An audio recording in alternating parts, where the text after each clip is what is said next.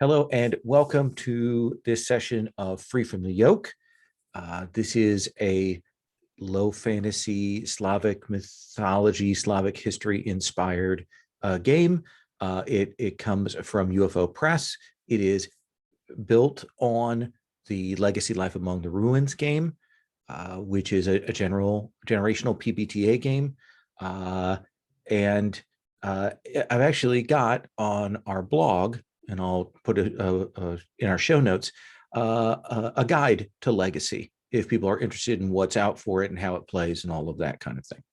My name is Lowell, pronouns he, him, and this is part of the Gauntlet Gaming Calendar, and you can find out more about that at gauntlet-rpg.com. We are in the midst of a project which we'll talk about. War has been summoned by our arbiter, and some people are more or less interested in that. So we will figure out what is going to happen there. So with that in mind, let us start with this time. Let's start with our former scholar, now vagabond, Stonia. Give us the elevator pitch on Stonia and the family that she is the face of. Yeah, Stonia. I had a fancy last name for her. Runievna is part of the Keepers of the Old Rune. She from the first age that we started in, I guess the first age of the new world, I guess after the Arbiter, she was questioning the elders a little bit, and now she is still questioning it, and in fact questioning so hard that she's been moved to the sidelines of the family and is now a vagabond, kind of doing her own thing, exploring these issues with the runes and things that the elders have not done. In fact, the keepers are the keepers of those runes. That's their main job, I guess, and they kind of take it upon themselves to educate everybody in this fledgling nation, especially the ways of runes and theoretically magic too, and everything, hopefully, I think, according to them.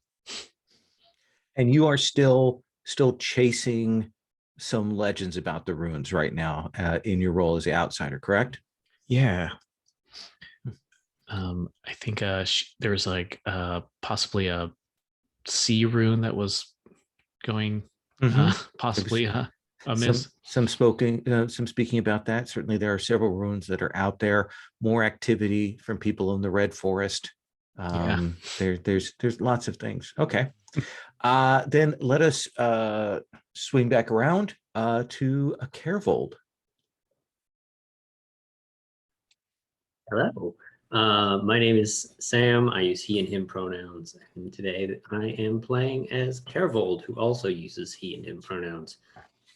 Carevold is the lore master of the cult of the Kraken.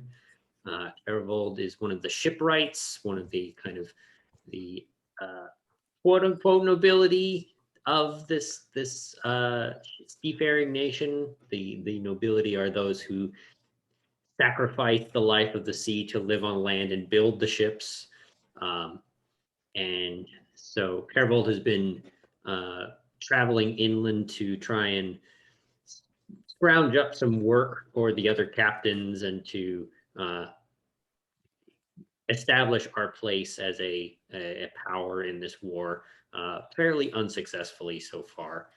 You made some negotiations with the envoys that I did. May or may not be entirely to your benefit, but I think I'm helping the war effort. Regardless of whether or not I'm actually helping the war effort, I have established some amount of trade. And so I guess that's a good thing. Let me ask you, your champion role. Mm-hmm. We talked about the possibilities that are out there, and we kind of I ruled out one of them. If Carevold were like, what is Carevold's next lead? Like, where does Carevold think they need to go if they want to follow on to that mystery? Where do they think they need to head? So to remind everybody, Tervold has the champion role, and so he has been sent himself, more likely, on this mission to understand the breaking of the sea rune, which he has kind of heard stories about and tales, but doesn't really know all that much about himself. We established that it might be either the sea gods waking up and messing with the ocean, or it might be the influence of some foreign power trying to almost corrupt the runes in general. But Pervel doesn't really know which of those two it is, and I think the kind of the goal, or the next place he would go looking, would be to engage more heavily with the what's the actual house called? The Keepers of the Old Runes. Maybe not with Stonia, and more with like the elders of the house, or some combination thereof, if Stonia is off busy doing something else. And three places that you probably heard tales of people playing with the runes or having claim to some magic or something, are the Red Forest, where that there's something weird going on and that people haven't really talked about that.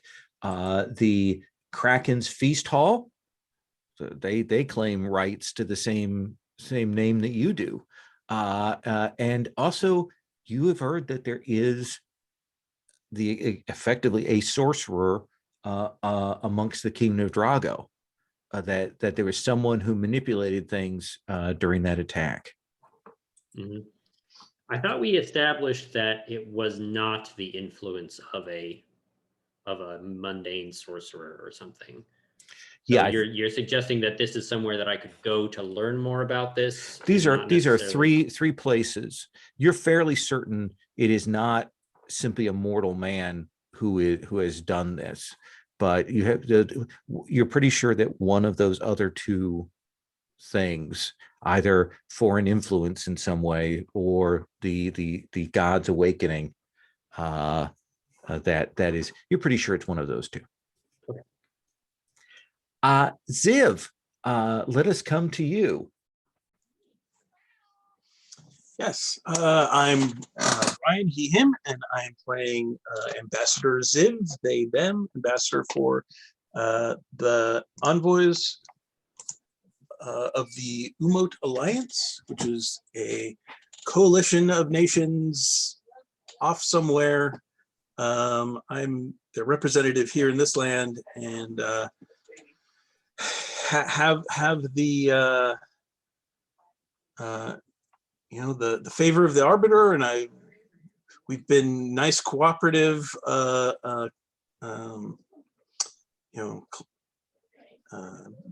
teammates to everyone here in creating this new government, and we're now trying to sabotage these war efforts because it does not actually serve the interests of our home nation. But Ziv would put a much nicer spin on it. Yeah. And your role was champion, and you were sent to bring peace. Now I think you resolved that, didn't you? In the start of play, I was leader, I think, and then I switched to champion when we moved to a new. Is it a new age? Is that the terminology? Or new age. But I think you've as I recall, you've done some work on that problem, right? That you had with the difficulty between two groups. Yeah, that was the thought in that switching to that was kind of in the 10-year period. that had passed. So you have the option, if you wanted to move to a new role, you could do that, which would get you in advance, because we talked about this last time about what that is, and that can be done voluntarily in play if you kind of move to the fictional trigger that's listed with the role there. Yeah, I was definitely aiming towards outsider. Okay. Taking actions to basically with the thought that it would be trying to convince people that this to turn away from these war efforts, and that there were all these other problems in the land that were, should be a higher priority. That certainly makes sense. I have a question for you also. You your son has grown up. What is the name that you have given your son? I put a picture for him as a stout, handsome young man in the NPCs tabs.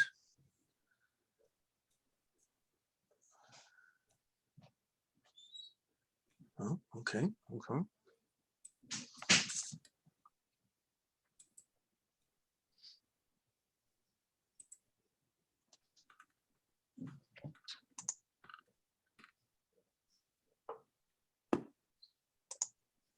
Let me see. I've got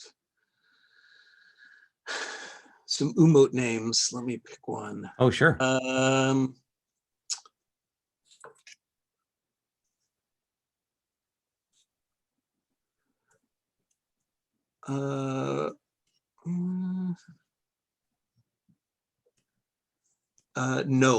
Noam. Noam. And what pronouns does your son go by? He, him. He, him. Okay.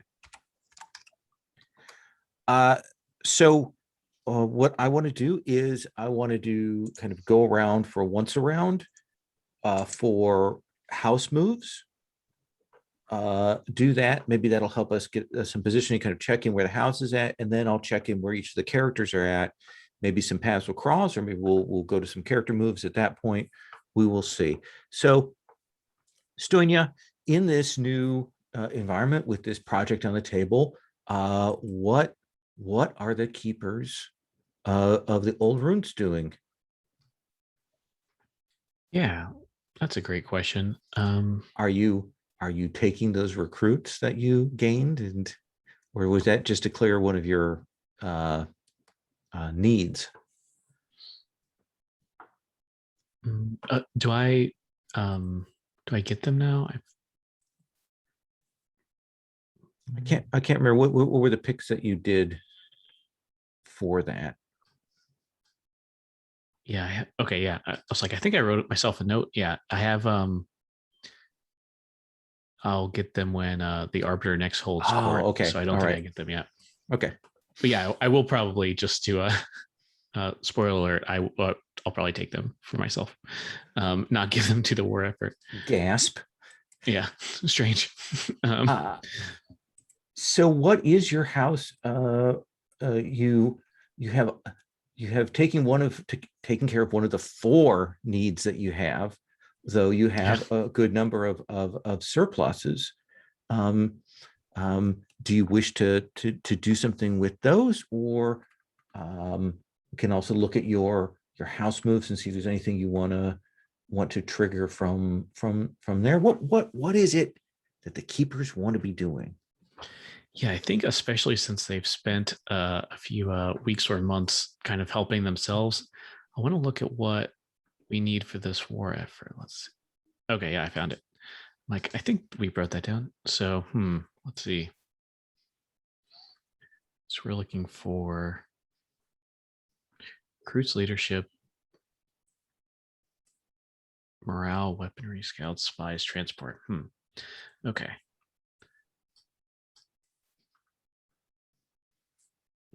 I do have spies, but I just got positive mood.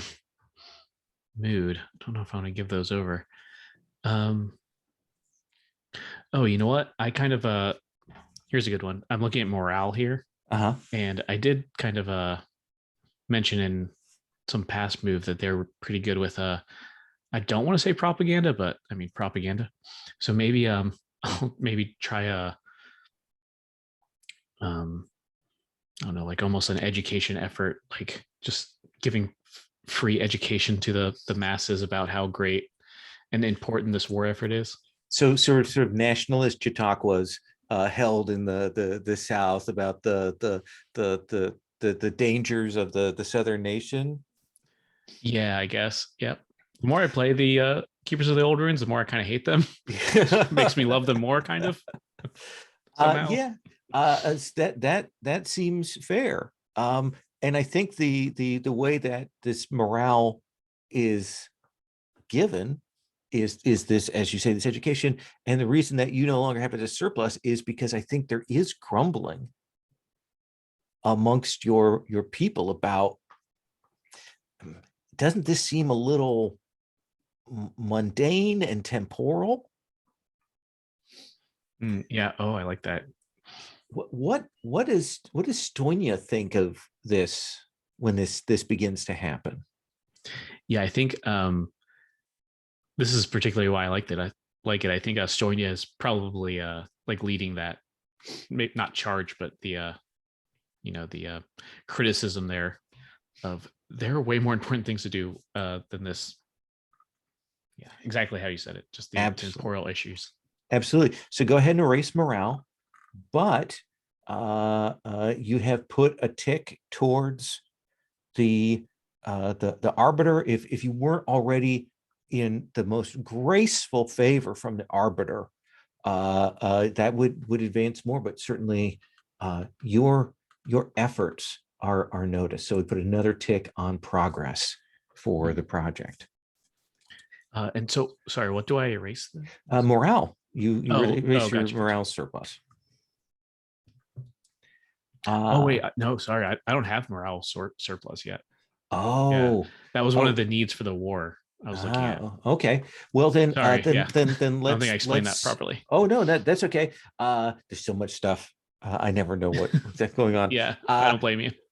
So then that feels to me like to do this. I think this feels like a subterfuge move to me. Yeah, that makes sense to me. And essentially, we're modifying what is being done, and let's have you roll with sleight. Yeah, and I think I'll have to look this up, but I believe I get a I can choose an extra option or something like that. I think so. Let's look at your house moves again. So yeah, slate I'm at 0, so just a straight roll for me.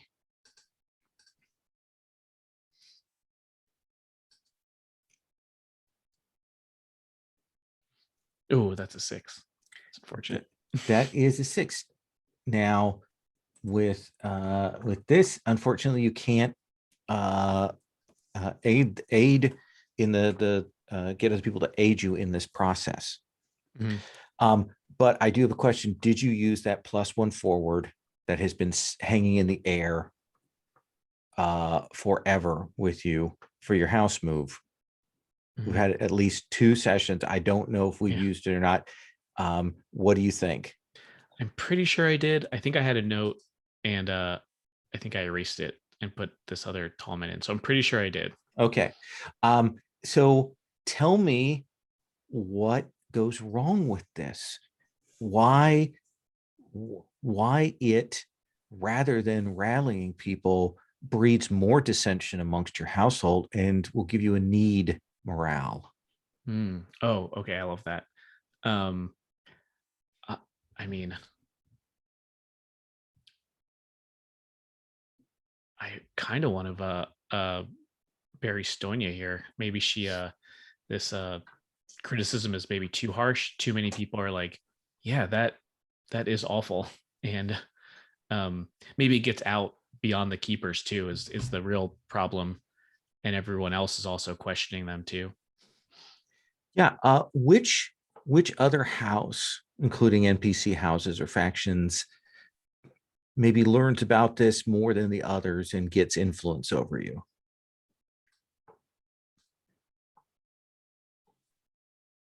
Oh, interesting. tempted by some of these NPC houses, but I feel it'd be way more interesting to do a PC house. So I think I guess the one that would make the most sense is the envoys. Though they already have influence over you. That's a great question.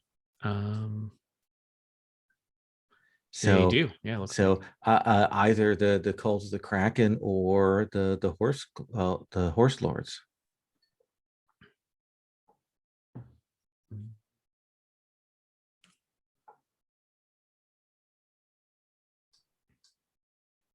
Oh yeah. Okay. Yeah. The cult doesn't. Yeah. That might be interesting. The Cult of the Kraken. Okay. Figures it out. So Sam, you can mark influence as news comes to the Cult of the Kraken of there's real dissension going on amongst the keepers. They want, some of the faction wants to actively help and proselytize for the war in the south, and others don't, and that has created a rift. I think that tracks. I think the cult is the other faction that we have here that is very deep in the old ways, and so maybe we've kind of taken the side of against this, like as we see it, corruption of the keeper's purpose. Absolutely. And so you now have influence over the Cult of the Kraken and Compact of the Roads. With NPC factions, you can do the kinds of things that you would do with PC factions, making demands on them to support you or to give you a surplus, those kinds of things as well to keep in mind. But what is the cult doing right now?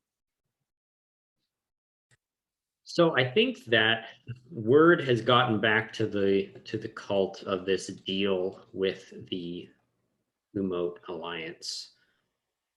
And so I think that I'm not exactly sure how this is going to go.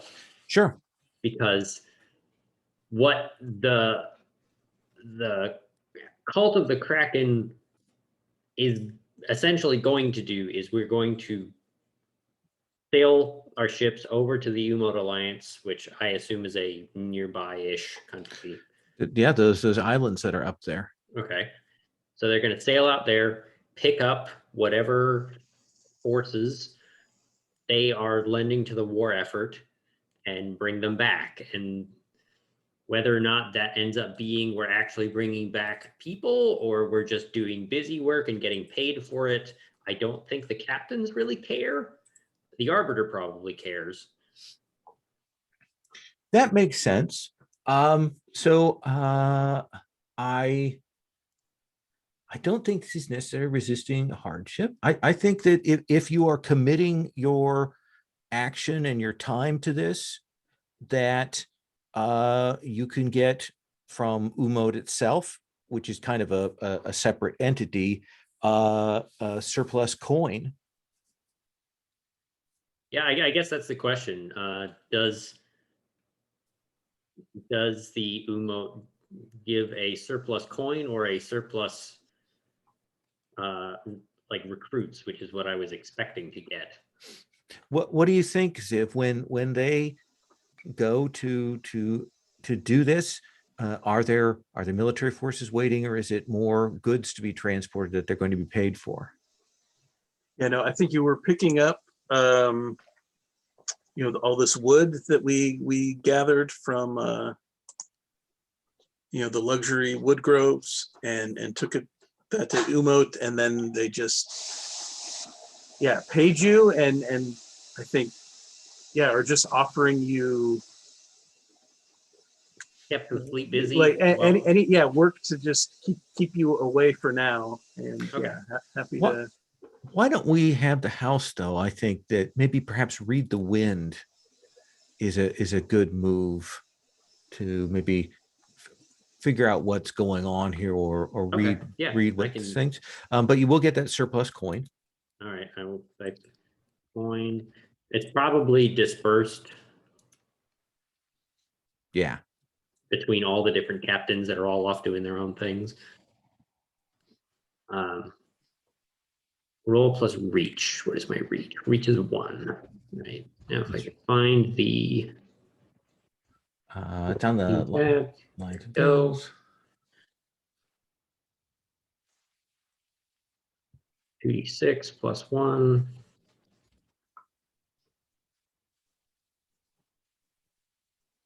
That is an 8. There's an 8. So what is it that in these travels, these interactions with the people of Umote moving across the seas, what is it that your captains are kind of trying to figure out? I think what is happening in the Umote Alliance is a good, or the is that the name of the region? Yeah, that you know that Ziv represents an ascending house or group within the alliance, Okay. but there are many different factions that are kind of at play there. It's an alliance in a very loose sense. Am I reading that right from Ziv? I don't know that it's that loose. Loose implies that like there's a chance like it could break apart. I don't think they're that. I think it's a pretty strong alliance. It's just that they're competing with each other more than they're looking out to, you know, conquer the world, and so that keeps them mostly occupied, except for, you know, ambassadors like Ziv, you know. So I think you will definitely get the sense from talking with people that Umote is not going to commit to supporting the war, that in fact the Umote merchants, you will see Drago merchants in the ports and things like that are getting sort of equal attention, and the vibe that is there is very much, no, both of them around is better than one winning. We have to see some Umote people like equipped in gear made out of that Drago metal. Yeah. Oh yeah. Walking around. Yeah, that beautiful scaled sort of metal that they have, entirely unique. And yeah, the captains will take away that read. Meanwhile, let's come to the envoy, the envoys themselves, the portion of Umote that is operating there in the land. What is it that they want to do? I mean, I think there's in trying to shift things away from this war, there's the two sides of the scale. One is like support for the war. So we just saw that with the rune keepers. So the opposite side would be you know, the distraction of whatever else is important. So figuring out what is more important than this war that everyone needs to focus on, because there's this Kraken cult up north, there's werewolves running around, there's probably not there's some serpent in the south, but that's our horse lord is going for that, and horse lord's not here so probably not that. Yeah. So let's have you read the wind. Okay. What is the crisis that you know, when you look, is most dangerous and most needs to be dealt with right now? Okay. So the wind is reach.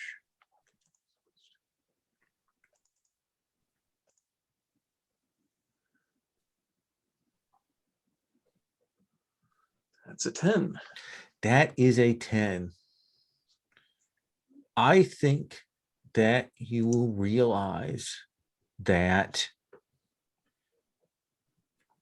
there are meetings going on between representatives from the Red Forest and representatives from this Kraken's Feast Hall.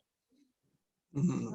And that there seems to be like they are doing occult ceremonies, they're doing rituals, they're trading information, and you have the definitive feeling that these things are intended to possibly poison the land, possibly change the balance of things, the control over the land and the magics of the land here. And because you roll a 10 plus, you get to mark a place on the map where this is happening.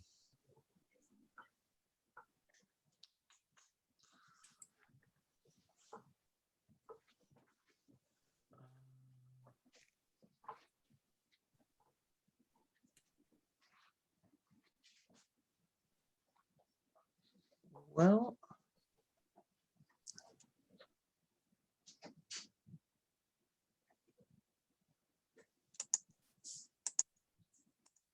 mean, we've got this town that rejected our attempts to gain control over those rich veins. Oh, you think it's Right, happening? right in the middle of Kraken's Feast Hall and the Red Forest. So Yeah, I think to your chagrin, you'll discover that those people who've kept those sacred mines, those mines are in fact maybe the reason they didn't let you in is that they've been using them for some rituals, and now these mines with sacred ores are being used as a meeting place and ceremonial point right in the heart of the land. you hate So to see it. yeah. Stonia, let's frame a scene with you. Do you have a thing that Stonia wants to be doing, looking into? Do you want to cross with one of the other PCs or a particular NPC? What does Stonia want right now? Yeah, I was almost thinking, I don't know if this is, and I don't know if I'm using this correctly, so please Sure. correct me.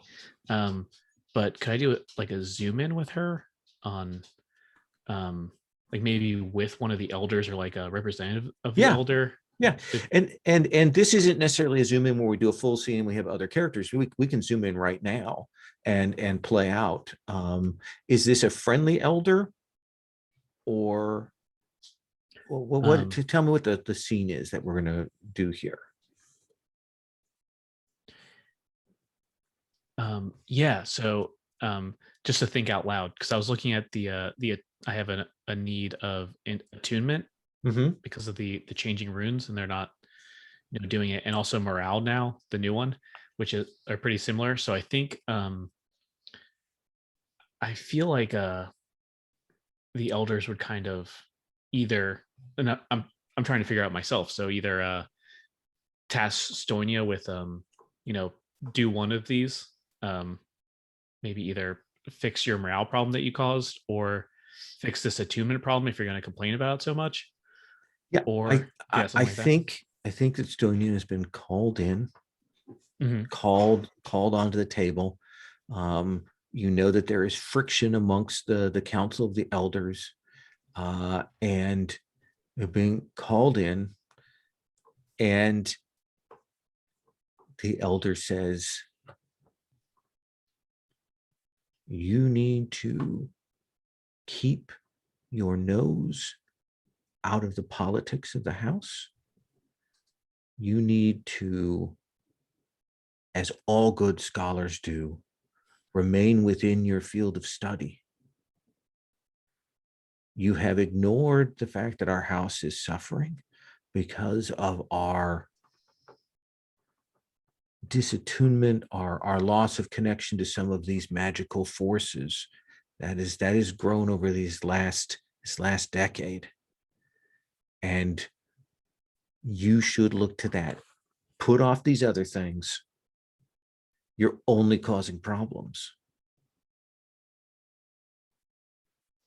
I think Estonia just very defiantly, like straight up, of course, like almost her nose up at this, like, well, if only I could have convinced the council to allow me to look into my projects earlier. It seems like now I get the chance. And he bristles, but he says, well, whatever keeps you on task. You may take a group of scholars as you need to. You may set your lab up as is needed if that will keep you focused on that task. And I think she maybe starts to say something, like just to be snotty, and she's like, thank you, councilman, elder. And I think there is that feeling. This is even deeper than 10 years ago. Like, you've gotten enough power that you're a problem. Mm-hmm. And now the people who are in power and positions, you walk through these halls that people turn away. Who is someone among the keepers that actually has your back? Like, I mean, you clearly got supporters. So who is that? What relation are they to you? Are they friend, peer, student, relative, lover? Oh, interesting. All those sounded interesting, but yeah, lover definitely like shot to the top. That would be fascinating. Yeah. Man, woman? I guess let's go with man. Okay. So this is someone who through the last few years of working closely with your relationship has become as much romantic and emotional as it has been sort of peer scholarship. And when they see you returning, they can tell that this did not go well, and they say, what did the elder say? She kind of imagining almost like a library, like office type thing. Probably just an office, but everything here is also a library. And she just kind of just aggravatedly just paces around, picks up a book, like reads one or two word like sentences or something and puts it down, and just like, well, they did finally give me what I've been asking for years. Sorry if you can hear my dog. Finally, like everything I wanted, I guess, a lab, as many people as I need. I mean, it's perfect, actually, I guess. But he's headed over. He's making tea. But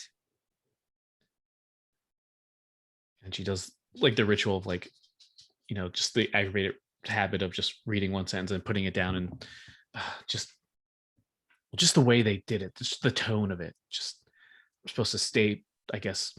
They just want me out of politics and just to mind my own business. And I basically just had to stir the pot enough before I made them do what they should have been doing all along. But I guess this is a victory, but it doesn't mean I don't have to be mad about it. And he comes over and he sets down the teacups and he says, I don't know if you know the Grigas, the family that were backing us, the sort of junior academics that were also speaking out against this. They've been put in academic exile.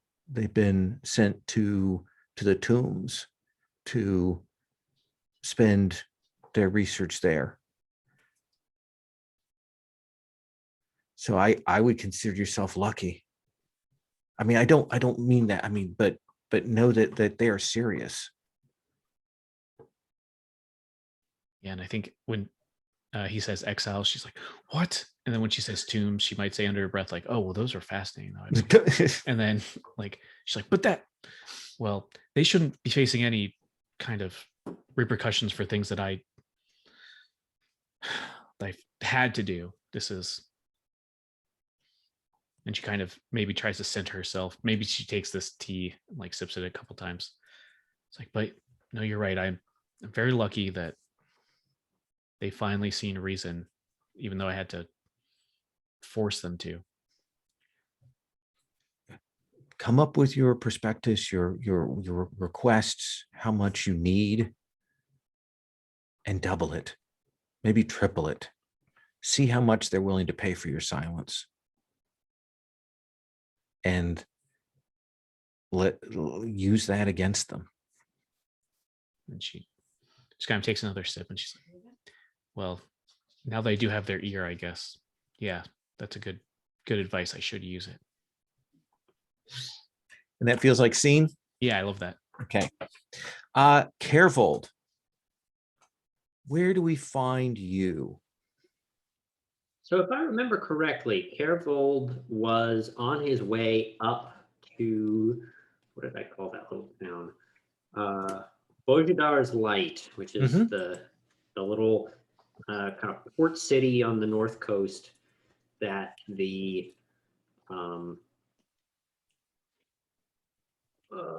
Compact of the Roads had decided they wanted to have an official port of their own. Absolutely. So I promised to at least go and talk and see what the issue was. I think last time you actually talked to people and got it kind of resolved a bit, right?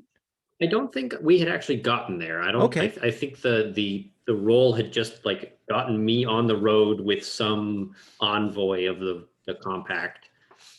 So I think you, in that case, you will arrive in town, and you see there are locals. You see there are some of your people there, and you'll see that there are a number of people with markings and jewelry and tattoos that you don't recognize. Of course, everyone.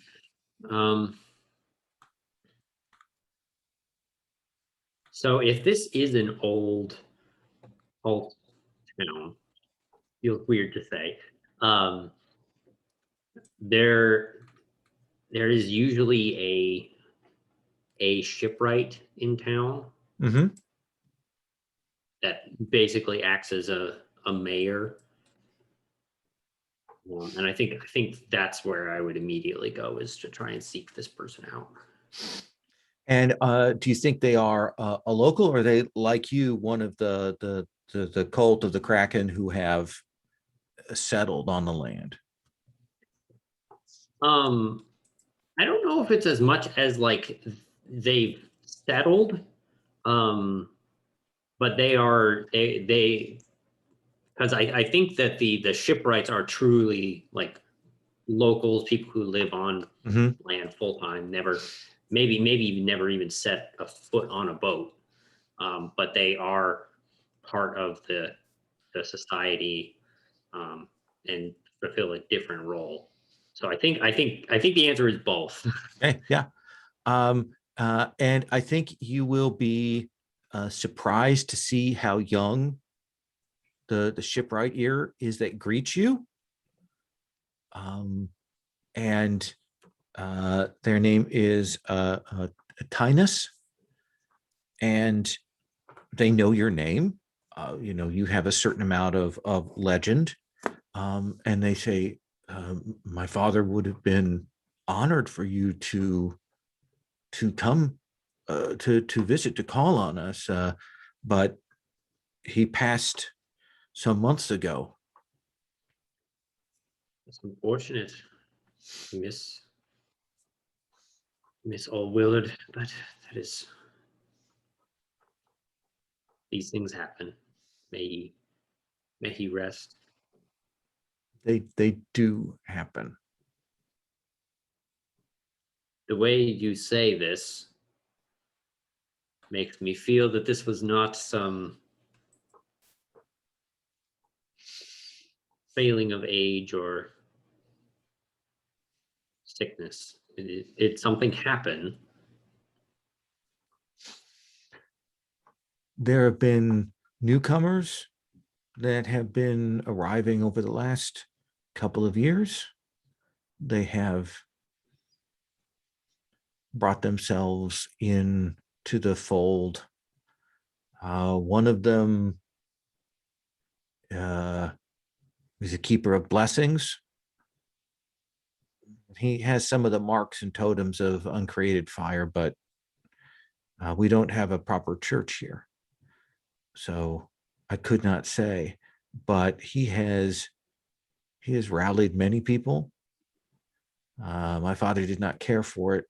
He has demanded to give blessings to all the ships, all the vessels, and my father refused to let any ship that he made be touched by this one's hands. And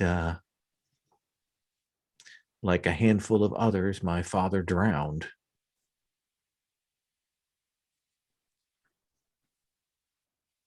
Sad to say. You say it is the Church of the Uncreated Fire is Well, that is what he lays claim to, but he looks like no churchman I've ever seen. And while he bears the robes and the markings of it, I've not seen any of the books or the other instruments. peculiar. And I stand up and like all of the joints crack as Careful stands up and gives a little bit of a stretch. Let us see if we can go and talk sense into some of these people. So maybe you want to try and find common ground, like, is that feel, or are you more investigating here? What do you think? I think I know what these people want. I think this is a kind of a situation of like, and it sounds very much like conflicting ideologies, and we just need to find a solution that everybody is amenable to. This is not the first time I've had to deal with this church. They tend to overstep their boundaries quite often. But, sometimes it's a matter of allowing them to practice in other ways, or sometimes it's just a kind of a delegation of what part of the city belongs to them and what part of the rituals belongs to the cult. And sometimes it's grab the pitchforks and run them out of town. Well, let's have you roll cunning. Right, that is +1. So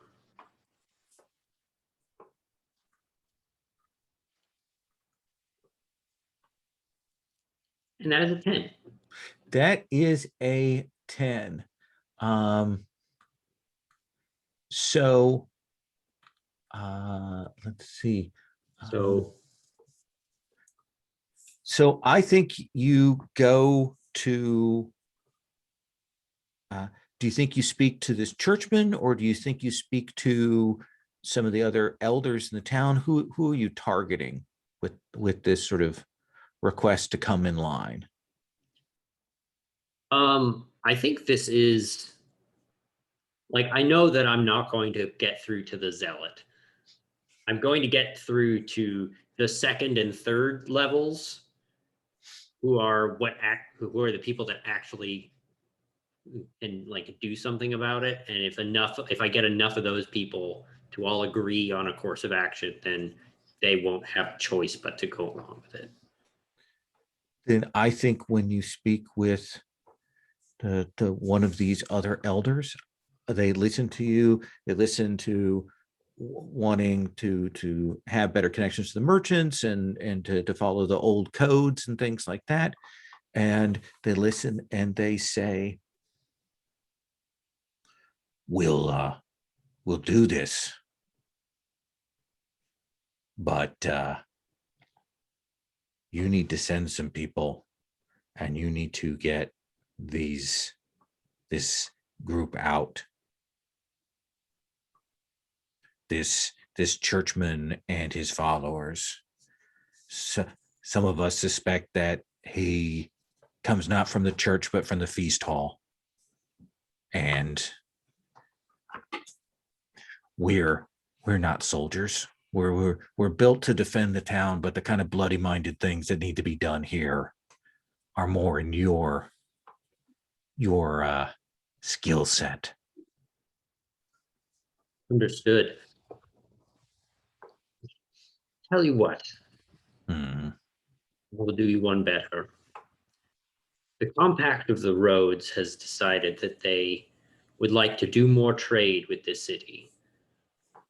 And if they were willing to put down some of their lives in this endeavor,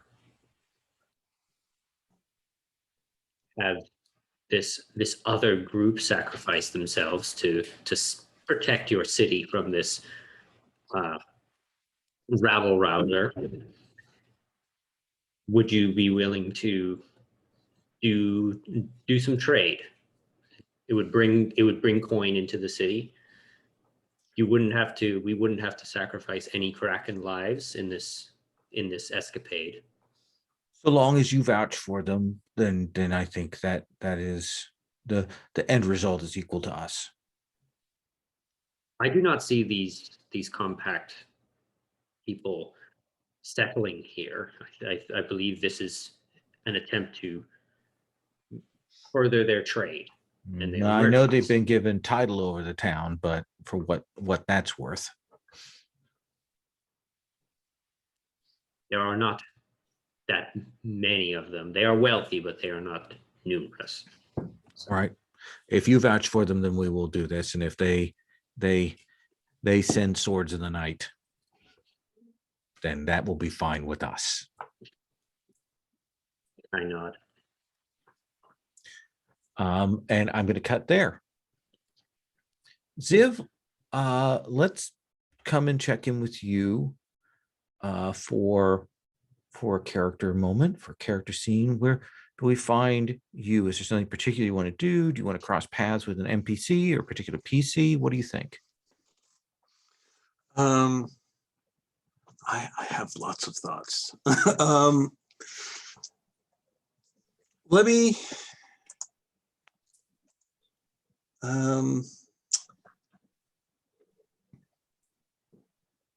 well, let me start with a question. Sure. I'm looking at the list of things that will doom the project. Yes. And one of them is that where is it? The Arbiter's agent is killed. Mm-hmm. If I convince the Arbiter's agent that my priority is the correct priority over the war, like fully recruit them to that.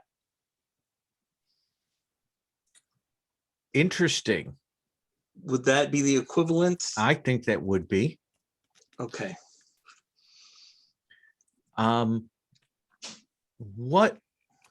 But I think we need to kind of decide what the Arbiter's agent is. Mm-hmm. And there are several roles that are possible for the agent. So let me put that to you since we haven't made that decision. Are they on the NPC tab? Well, they are there, but we haven't decided. They can be essentially the Shadow, the sort of spy master character. They can be essentially the Fist, the person who goes out and busts heads for the Arbiter. The Voice, who is the negotiator diplomat. The Falcon, who's sort of the person who escorts valuable things. Or the Soul, essentially the spiritual advisor of the Arbiter.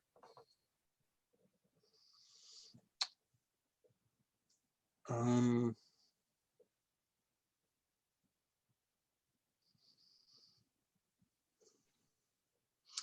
mean, I don't think they're the Fist because we already are Arbiter, or Arbiter is already pretty. Yep. Pretty rough and tumble on her own. So what was the first one again? The first one's the Spy Master. Spy Master. I mean,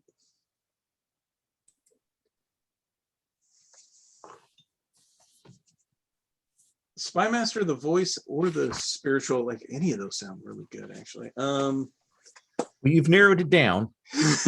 Yeah. So let me put it to the other people then. David, Spy Master, voice, or spiritual advisor, which one do you want to take off the table of those three? I just put in the chat that the Spy Master of the Shadow would be the perfect thing because there's obviously no long-term consequences of bribing a shadow like a Spy Master. I would vote for that, but I forget the other two. But so voice, I did the exact opposite of what you just said. A diplomat or spiritual advisor. Which two of those do you want to take off the table? I think maybe the diplomat. That might be too easy. So Carvold, Sam, between the Spy Master and the spiritual advisor, which one is our agent? I do like the Spy Master. I also think that we've already got too many cults and religious things going around. So I think taking getting some more of the subterfuge and spying going on would be good. Let's do this. Let's take about a 6-minute break. And when we come back, we'll do the scene between Ziv and our shadow. Okay?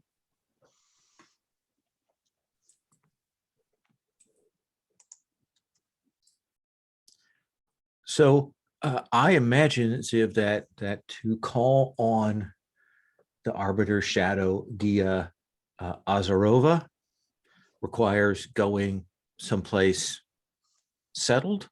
Where do you have to go to meet with them?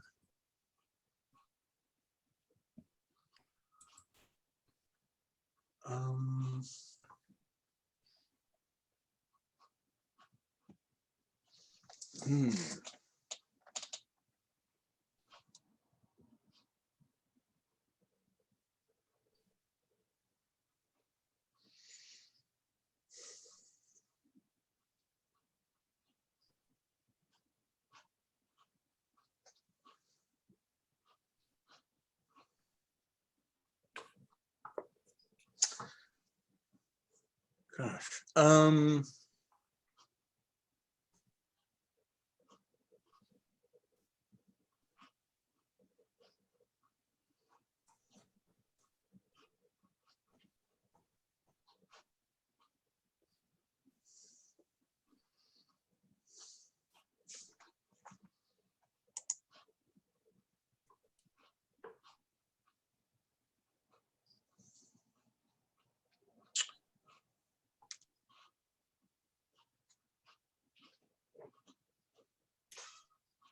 I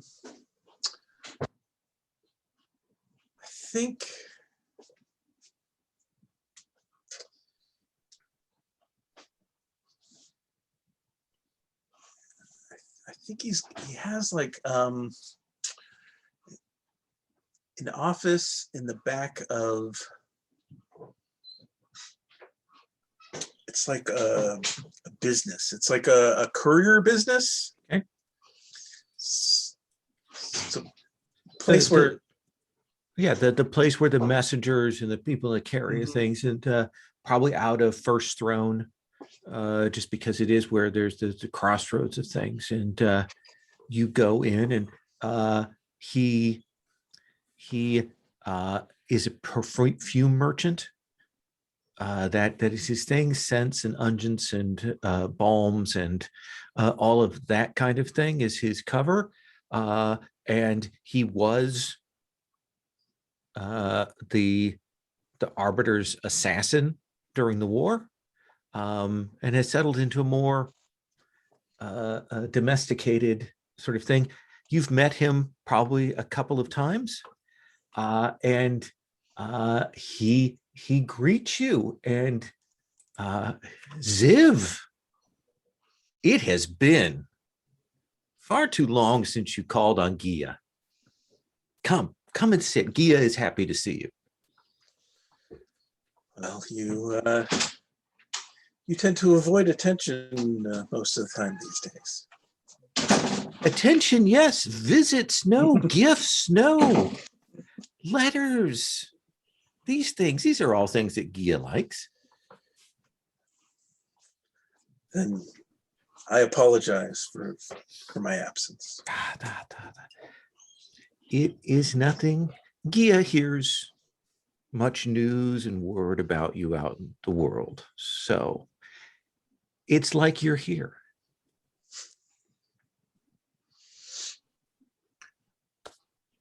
What do you need, Ziv?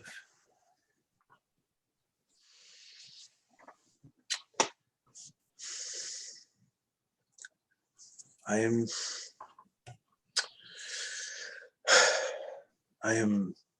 troubled.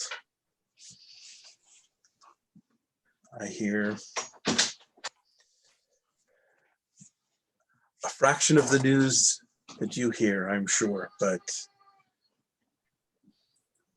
much that I hear has left me concerned. Mm-hmm. And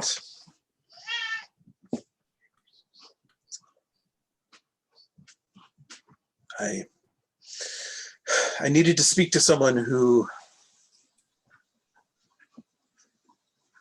in a position to know and to have heard these things as well.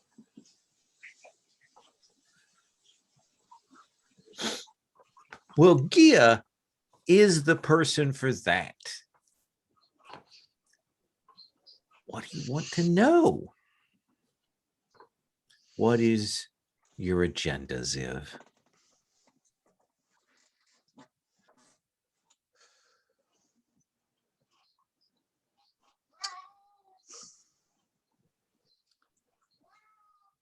You know that I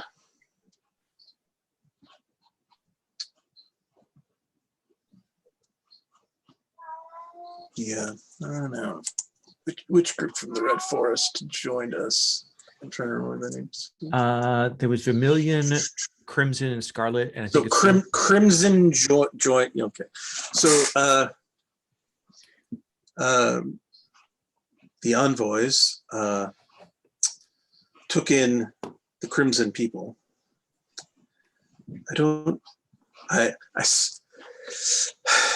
Everything I'm going to say to you, I suspect you already know, but it doesn't hurt to go over it, I suppose.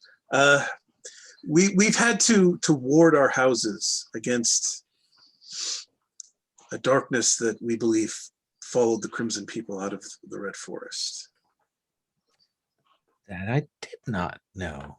Gia was not aware of that. Well, I guess protecting us is not your primary concern. And you'll notice when he slips into using that first person that he does like a knock knock tap. You're pretty sure he has some sort of Gaius, some sort of pledge he's made for magical power, and you kind of watch that. But go on.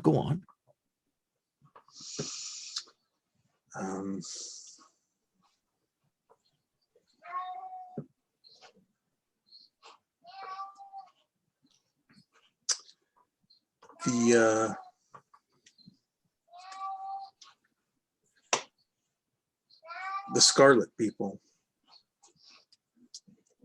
I believe they've joined with. He says, that's Gia is sorry. Gia opened a can of tuna, and it's yeah.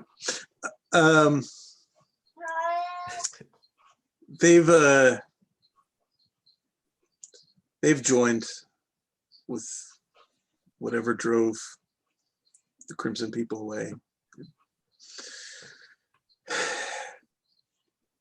that must be I very believe difficult for you, given your wife and son and your ties here.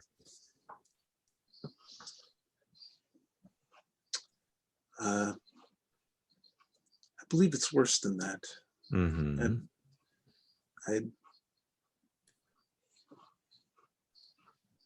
Whatever they're doing They seek to overrun this land with this same darkness. What you say is not entirely unknown to Gia, but Gia wishes to know why you have brought this to Gia, what you want Gia to do.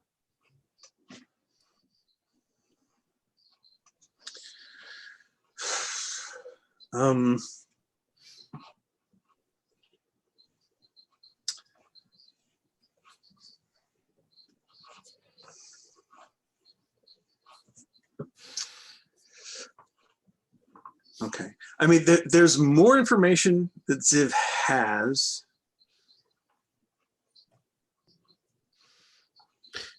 But Ziv doesn't want to just keep giving information without anything in return. Well, let's do find common ground, because that can kind of play out how this conversational transaction goes.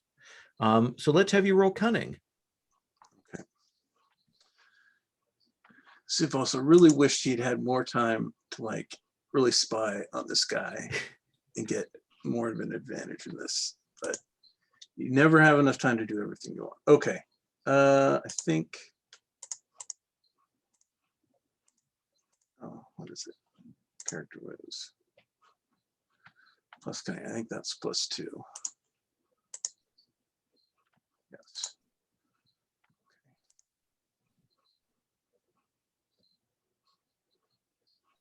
Ooh, 12. All right.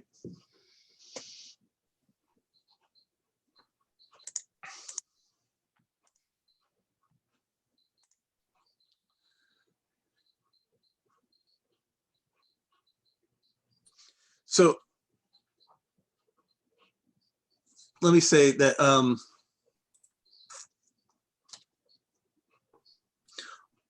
the table for Ziv is telling him, you know, that support from Umot is, you know, he has to really trust this guy at this point, or, you know,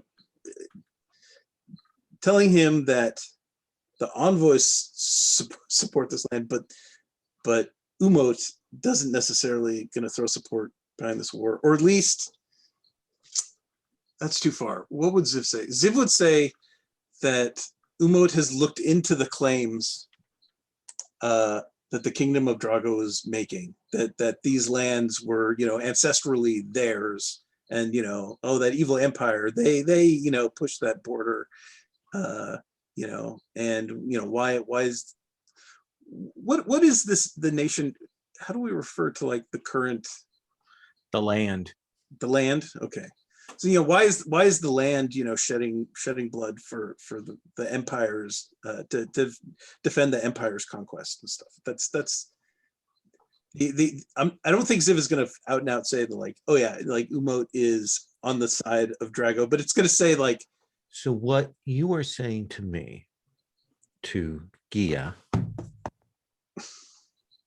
is that you believe that the threat from within, from these forces, is greater than whatever threat comes from the south?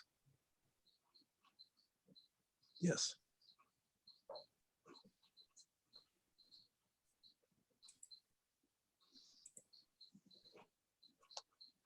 Interesting. So you want Gia to back you in this, to support this, right?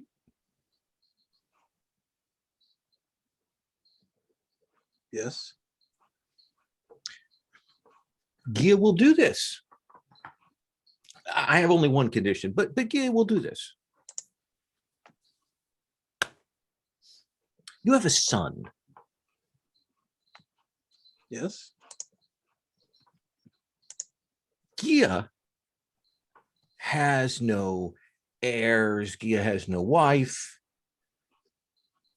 Gia has no apprentice. your son has a great breadth of experience and connections, and Gia would like to train him.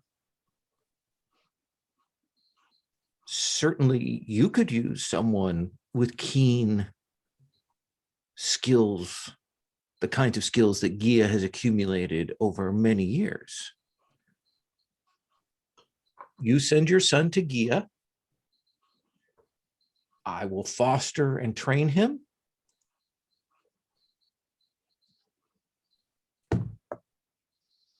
And Gia will put the word where it needs to be to push for this other agenda.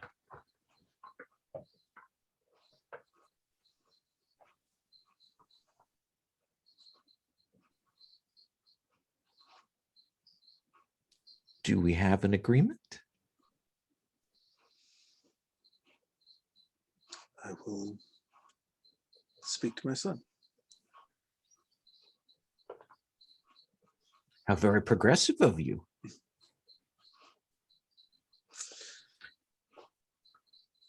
Send word of your choice, your decision to Gia.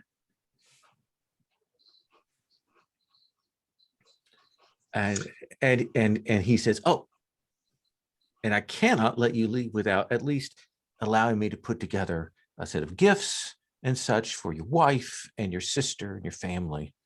Here. And he goes and he, puts together little bottles of scents and things like that and packages them up in a beautiful inlaid box, and he gives that to you.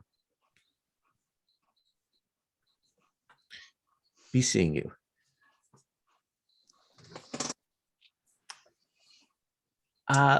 Let's cut back. David, do you want to do a house move? Do we want to continue with where Stonia's at? What do you think?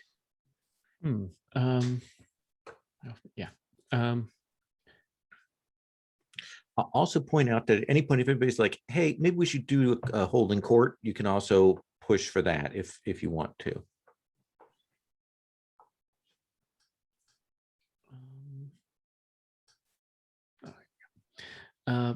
I can't really think of any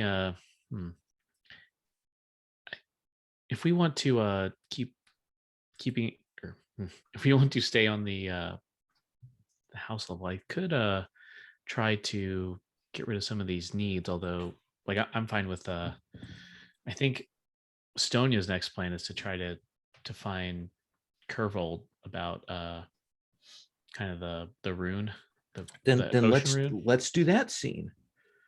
Sure. I think your people receive word of Kervolt's travel to the north, and I think we get the riding montage of you traveling in the Northlands in fall, kind of a little bit cooler, leaves falling off the trees, and I think that either through arrangement or coincidence, you meet up with Kervold in a way station, probably owned by the merchants, a nice place that you can cross paths. You've probably seen some mercenaries marching on the road that you kind of pass that are headed to the north toward the town. So Kervold is there when you arrive, Stonia. When Kervold is waiting for a meeting like this, is Kervold back to the wall, or is Kervold in the middle of the room? What's Kervold's demeanor for things like this? Are we in a coastal city or are we in an inland? I imagine that you had to go a little ways inland to kind of meet somewhere halfway with Stonia. The other thing I was going to propose is that the sea rune is out at sea somewhere. Oh, so maybe you stay there in that city, and Stonia meets up with you there to catch a boat of some kind. Are you good with that, David? Yeah, that sounds good. Yeah. What does that boat look like? I think that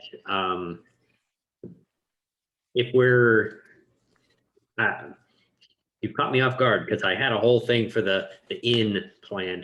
But yeah, no, like this, I think this boat is a, I think it's a fishing vessel, but it's a Kraken fishing vessel. So it is, as most of our ships are, surprisingly roomy on the inside. It looks very utilitarian. It looks very like sleek and clean cut. But when you actually like open up the hatches and head down inside of it, there's so much storage space, and like it's designed for, you can sail out for up 2 months and have enough storage and room in here for a full suite of sailors, because these are the ships that go out fishing in the Great Northern Ocean, bring back like swordfish and whales and all that kind of stuff. And Stonia, I think that you will also be kind of pleased, to know, Caravel, when you see on the boat that besides the captain, Caravel is the person that the sailors give the most honor to, the most acknowledgement and assistance to. Like, he's clearly respected here amongst his people. And you arrive, they bring you on board the boat, and I imagine that it's oars to get a little ways out to sea, and then sails, and they head out onto the ocean. Can I ask a question real quick? Mhm.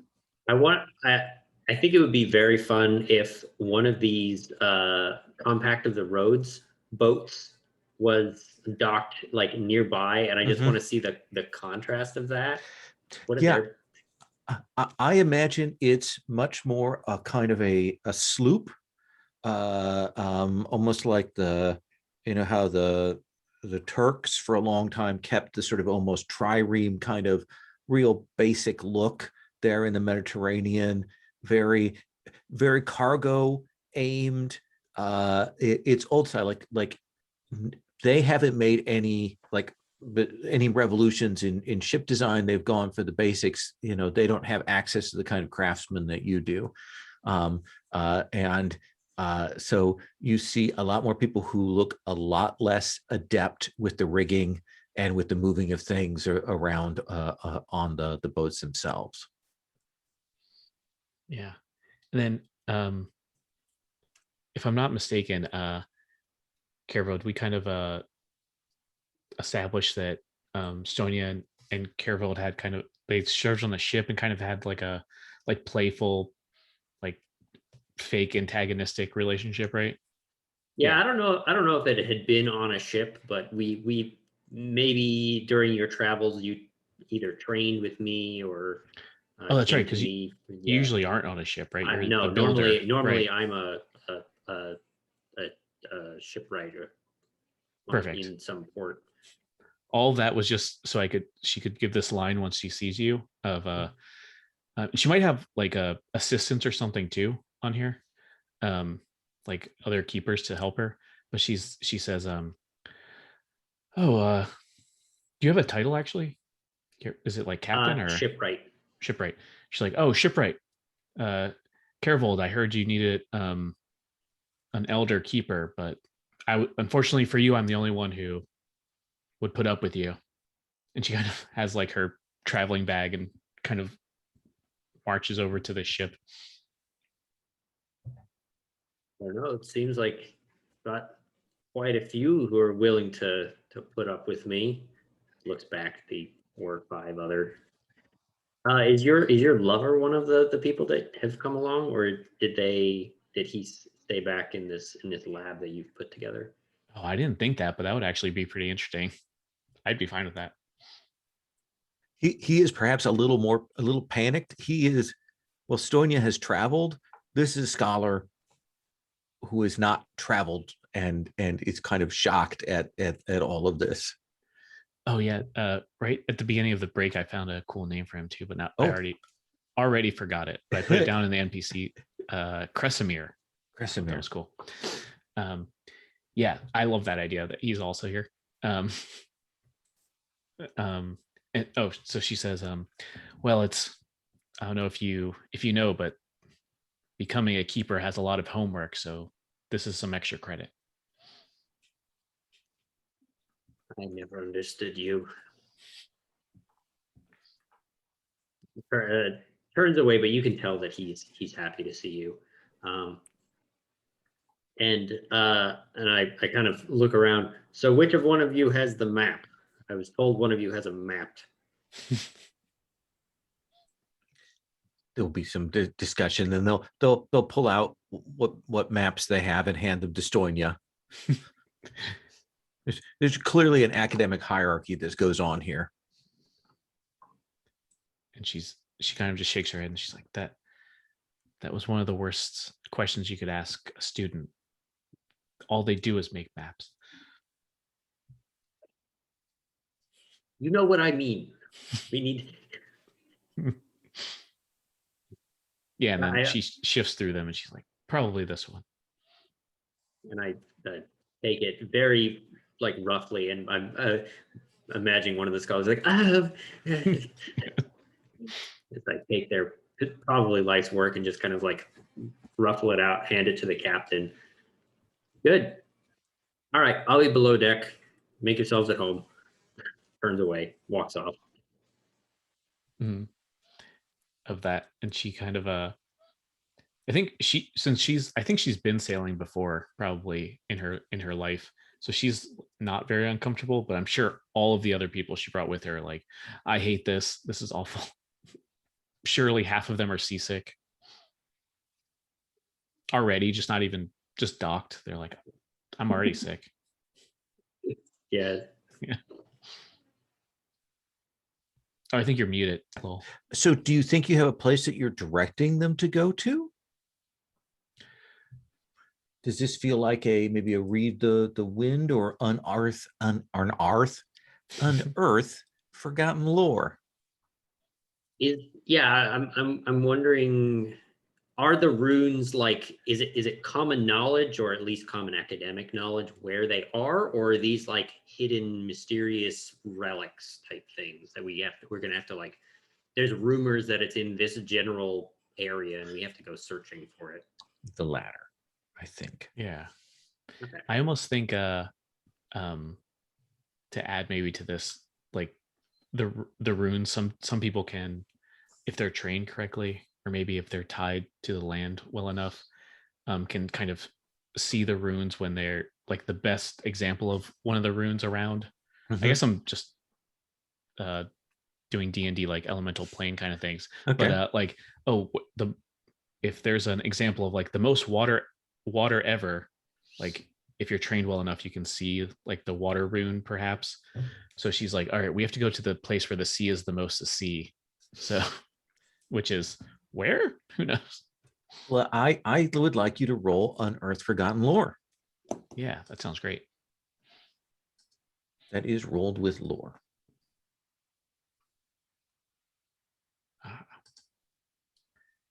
She is good at that. Makes sense. Nice. 10. Yeah. A 10.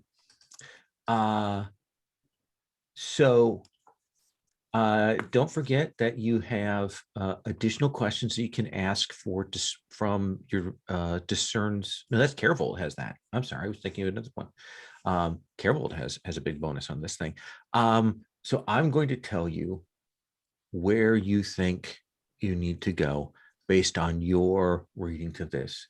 You know that the legendary last resting place of the manifestation of the sea rune was the lost city of Galara. I was kind of hoping that would be it. Perfect. So that's one of the questions.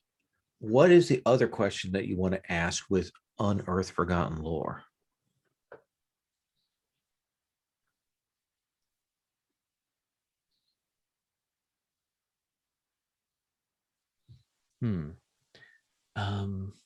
I feel like it would make the most sense to ask what dangers is it's hiding, because like at least from her perspective, the breaking or shifting of the runes is incredibly dangerous. The thing that worries you, given what you've seen, given the changes there, given that you know the sea rune is a combination sort of two runes of the depths and the shallows, and what you've heard, you're actually afraid that people may have already arrived at Galara, and that may be why this is happening, is someone may have discovered that place, and that's what's going on. Yeah, I love it. So Kervold, we sort of did that from Stoya's point of view. So when they say lost city of Galara, what is Kervold's reaction? What is the reaction of the crew here? I feel like the cult has like an almost superstitious fear of that place, because at one point that was like I want to say like the Jerusalem or the Mecca of the cult, was this like this ocean-bound city that took up this entire island, and people would stay, like it was a dangerous sailing that people would go by themselves from the mainland out to this city to make this pilgrimage. And so when it collapsed, everyone saw it as this horrible omen. And so there's still this awful feeling about anyone who goes there. So I think if you want to sail there, that we kind of do the travel montage here. So let me, Brian, on this journey that they take on the sea heading out to this lost city, what do you think is the first obstacle that the ship has to overcome?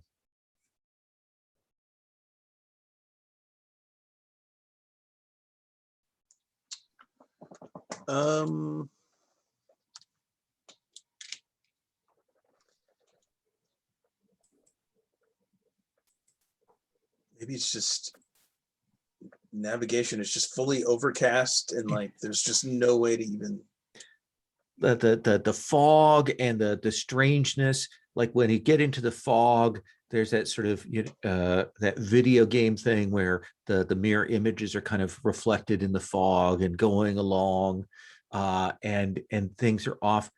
Stonia, how do you bring your knowledge to bear to solve this problem?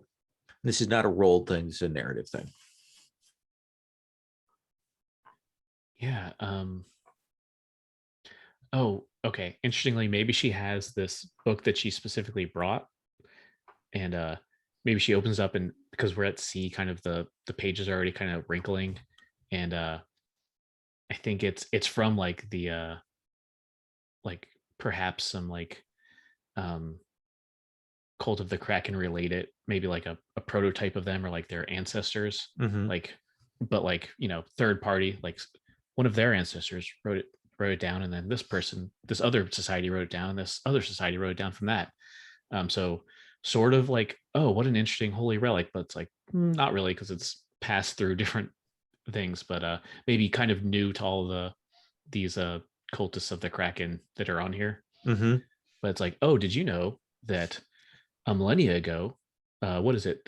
The cult of the Kraken actually used this to kind of get through fog, and it might be like kind of related or maybe completely different.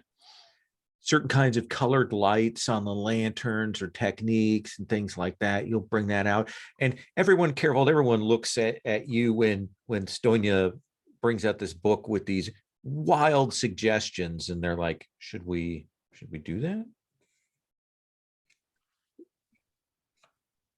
Not gonna hurt. Okay. We make a blue lantern. It's not gonna hurt anybody. And I think they'll do that. And they have still that superstitious nervousness, and then this happens and they're like, whoa, when that works, when that casts and changes the quality of the light, and the stars appear and they're able to take readings and head on. And that's the midway point, getting close to the island. What is, Brian, so David, what is when you get closer, what's the threat or obstacle that needs to be overcome to actually reach this place? Maybe I don't know, this might be too threatening, so feel free to dial it back, but maybe almost what is it, privateers, I think, like pirates hired by like Drago to maybe just like threaten or intimidate us. Herbold, you there, and you will catch sign as you get close to some of the mist comes out, and you're shocked because you do see the signs and marks of privateers here, clearly patrolling these waters. How do you deal with this? How do you lead this to some way to get past or to defeat them or whatnot? Yeah, so I think that we were able to kind of escape them for a combination of two things. First off, our boats are very fast. Regardless of whatever else you'll say about the aesthetics or the quality of the boats, they are fast boats. And so we can outrun pretty much anything on these waves. Also, as we're getting closer, the island itself is just under the water. It's not like it's sunk all the way down to the bottom. It's just basically been torn to rubble. And so this whole area is reefs and sandbars and shoals, and it is extremely treacherous to try and sail in a straight line. And so any privateer that ignores that and just decides to go straight for us is probably going to find themselves stuck on a reef. They've clearly stayed at a distant margin, but now to try and close in, to try and catch that, they make desperate maneuvers, and there is that ripping sound as the whole cracks and gets caught and breaks. And the second that happens and that the ship tips, that when the first person hits the water, there is that as the water starts to vibrate, and we see the sharks, and the water gets foamy with the sharks coming up. And I think we'll see you kind of arc around, get out of the way, the privateers kind of following on around, and you will see where there are some areas that are maybe a little more elevated, somewhat out of the water, like the highest parts of the temple. And you can see the sails of 3 Drago ships tied off here at that temple. We'll come back to that. Ziv, do you think that your son agrees to this? Do you put the question to him? Do you tell him this is what he's going to do? What does that interaction look like? I don't think Ziv can turn off like the politician, even with his like family. So I think he's given him the spin, like, oh man, good news, we got such a great opportunity for you. I think Ziv may not even realize like that's what they're doing, but like there's always a spin in it the best way possible, I think. And he's excited. This is a chance to go away, to go and do something. Well, he's presumably a very capable young man who is limited in his opportunities in a lot of ways. So this potentially, maybe this is really Yeah, Yeah, it he potentially genuinely is a opportunity to like find a place for himself. absolutely, and he's the- excited. Yeah, Like where his loyalties will end up is a fascinating question. that is. But yeah, I don't see why it wouldn't sound interesting to him. Now, the other question I have for you is, what does your wife think of this? Who is this person precisely, Ziv?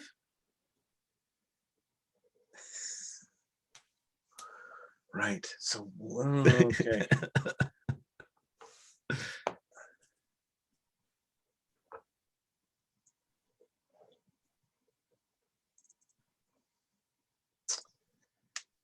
Yeah, I mean, yeah, I don't think.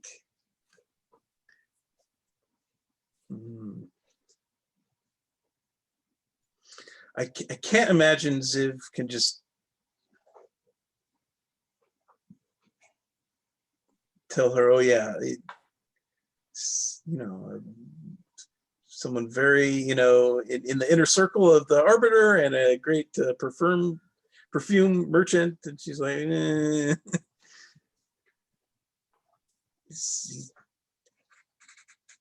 Someone who serves the Arbiter, in her most private dealings, most important tasks. This is a person of import, though not so publicly as an He ambassador. nods and she says, do you trust him?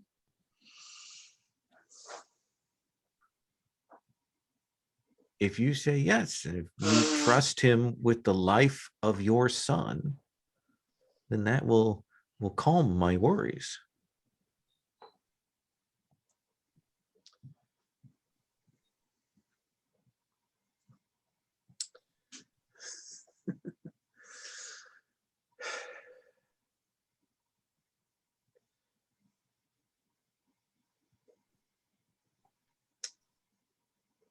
I believe he recognizes the value of our son and also appreciates the importance he has to me.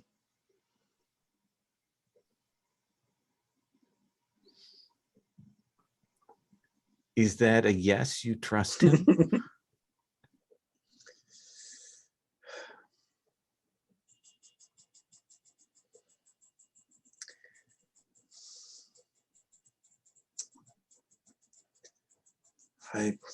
Being an ambassador is not a job for trusting people.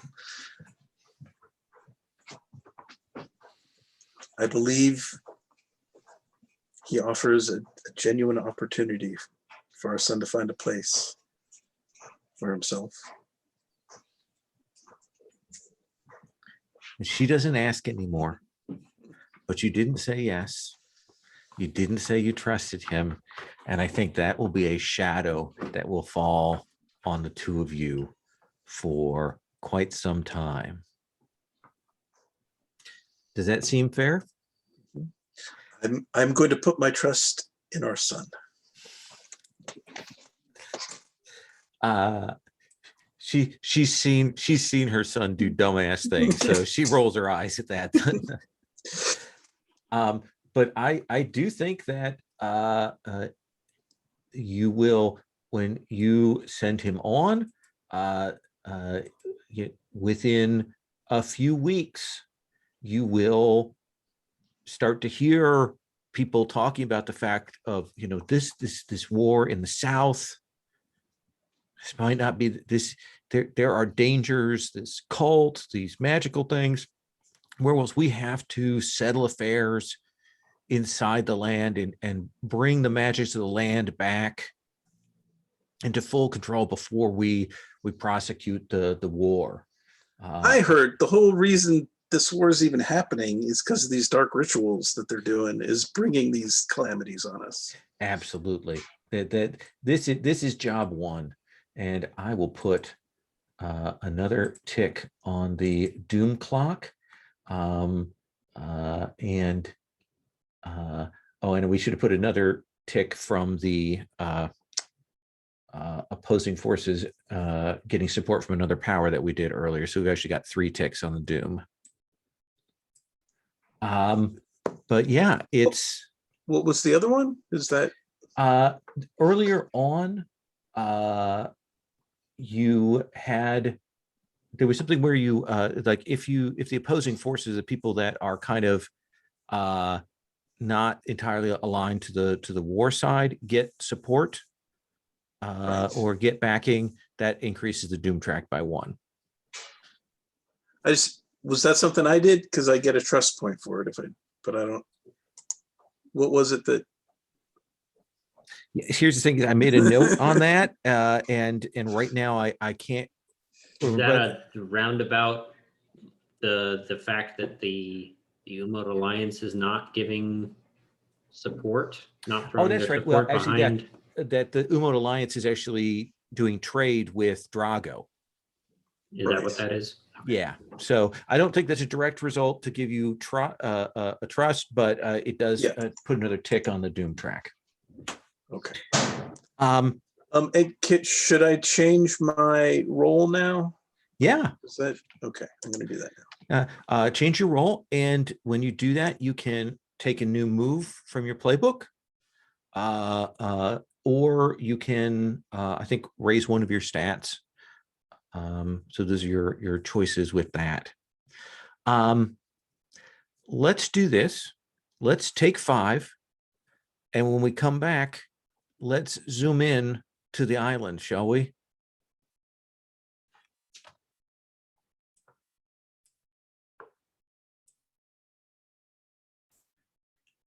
So Brian, are you okay with doing a quick character for Ziv? Or do you want to bring the spy master along? That doesn't seem. Yeah. Okay. So Spy master comes along and we don't even know it. You have a quick character then from the Cult of the Kraken. What are the stat inheritances for your cult there, Sam? Let me find that. Stat inheritances from the cults. Your characters can add 1 to bravery or cunning, and always know how to pilot a ship and navigate by the moon and stars.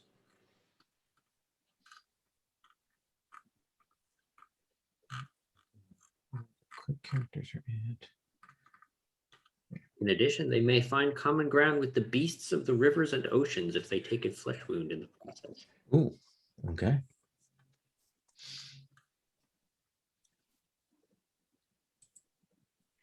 We have already established that there are sharks. That we did. And of course, I forgot to grab the roll move things again. Like I knew there was something I meant to do last time. Let's see if I can grab that up. I think I dropped them in the chat, but not the.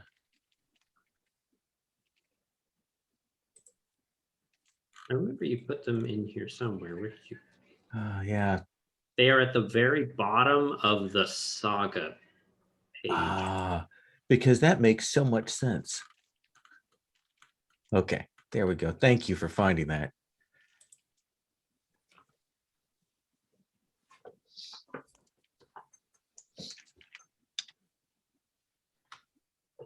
So, well, Brian is getting his quick character in place. Sam, set the scene for me. What do we see? I mean, you came up with this island. We see these 3 sailboats. We see this kind of temple. Are we day? Are we night? Are we dusk? I like the idea of this being daylight. Okay. The ship that, or how many ships? How many Drago ships are there? 3. 3 Drago ships. They are all kind of floating what looks like near nothing. Have tossed anchors down into what looks like a sandbar. You can see the anchor. It's so shallow. The anchor is actually sticking up out of the water. But we can see that there are what look like the kind of the buoys of a couple of diving bells that are set out around the ships, because most of this is sunk beneath the waves, and all that is actually visible from the surface is what used to be the great dome at the top of the cathedral, which is now broken and is now just kind of this ring of stone that sticks up out of the water. I like that. And what tells you, Stonia, that at least, if not all, if at least part of the ocean rune is like in operation, like they are utilizing it?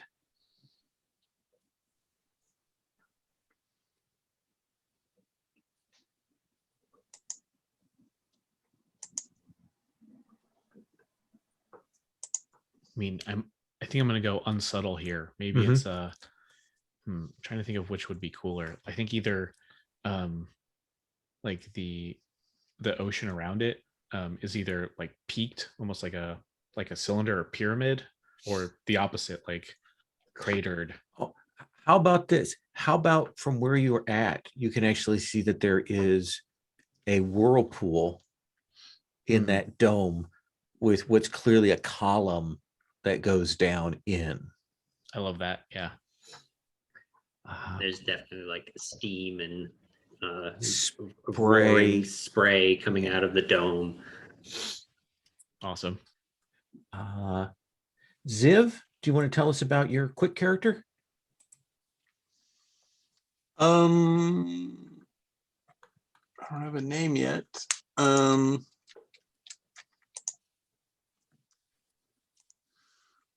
What do I think I was going to go with outsider.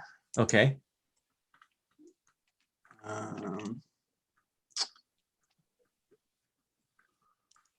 And let's see, how are they related to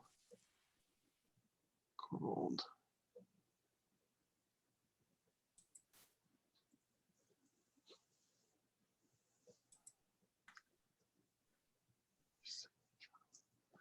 I think she is Corvold's cousin.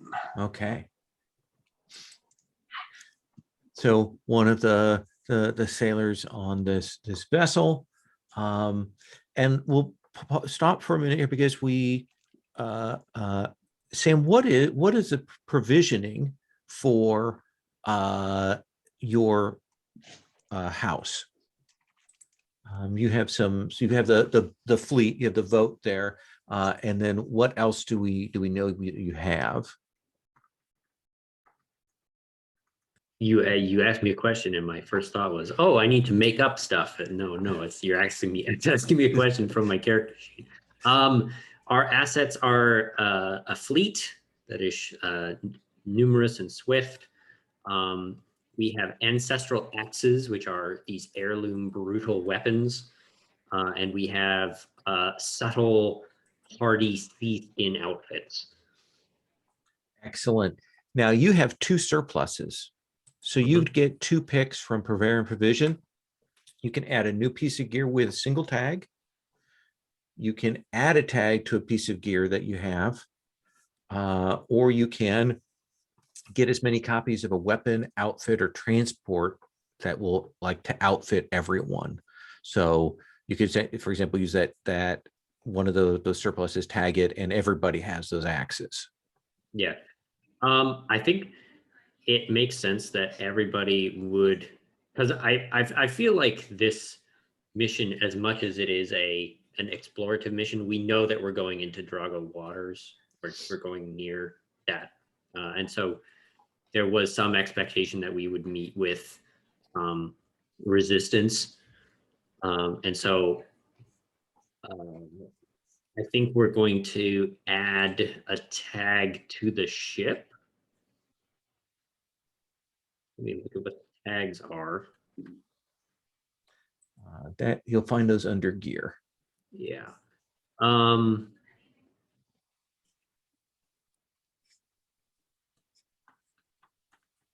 think the ship is going to be I'm gonna add the siege tag to the ship, and maybe Okay. we brought a ballista. That seems more than fair there. And then the other one is going to be giving everybody those axes. Okay. So it is daylight. We have these 3 boats that are out there. You have some advantages in that potentially you could call in reinforcements, and you get advantage when you're facing adversity at sea. But that's 3 ships, and they clearly have some magical power at their disposal. So let's have a scene of Stonia, Carvold, your cousin, speaking when you kind of have realized what the depth of the situation is. No pun intended. Yeah, I think that the captain of this ship is the one who's really kind of trained for battle, and so I think they kind of are tending to the actual crew and sending people back and forth. And I think Carvold grabs Stonia out of the crowd and kind of pulls you off to the side to maybe somebody's running behind you with a handful of axes, and I pull you out of the way. Stonia, you know more about these runes than I do. This can't be a painless operation for them, can it? Well, it could be painless to them personally, but it's going to be very painful for the land, at least. That's absolutely unnatural. And he starts some kind of grumbling.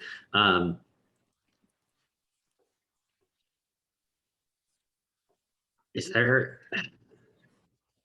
any way that we can, I don't know, these things always come with some kind of catch, some kind of trigger that if you don't pray properly or speak the right words, then the whole thing comes down on you, right? That's how these ritual nonsenses work.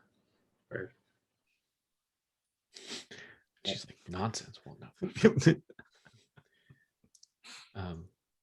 She's like, well, that's the case if you don't treat the runes with the respect that they deserve. Absolutely. Untrained What people. I'm trying to get at is, can we get this rune to backfire and maybe take out the Draco ships instead of doing whatever they're trying to do? Yeah, and I think she just has like that nervous habit of rubbing her like face tattoos, and she's like, well, normally I would say I would advise strongly against that, but, and she looks at these like 3 probably well-armed ships. She's like, but I guess desperate times.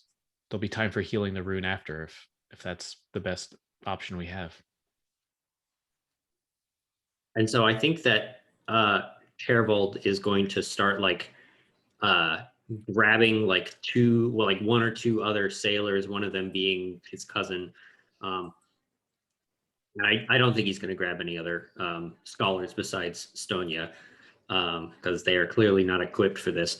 And so what I kind of want to have happen is we like dive under and try and interrupt this ritual while the ship is going around up top, and maybe either distracting the people who are actually still on the boats or maybe taking 1 or 2 of them out.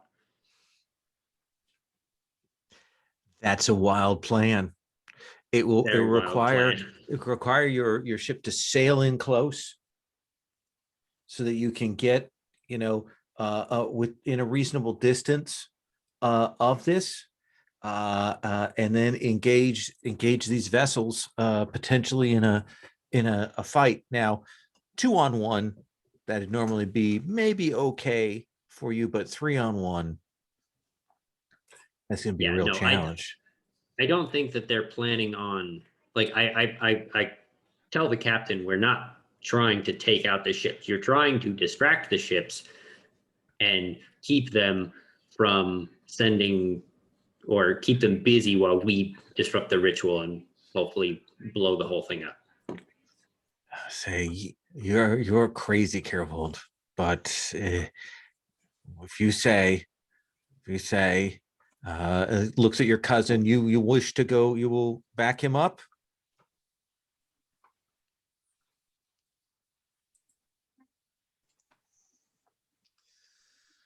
Venuska? Well, seems we'll have to. I think Careful shrugs at this. I don't have many years left. Might as well make them exciting. All right. And he will sail in. And I think I want for the actual sort of sailing in, let's have Venuska. Why don't you roll the disarm for this to represent that happening? Did you choose which stat you want to have that you can mark a wound? Yes, what did I put? I put cunning. Okay. And so let's have you roll that bravery.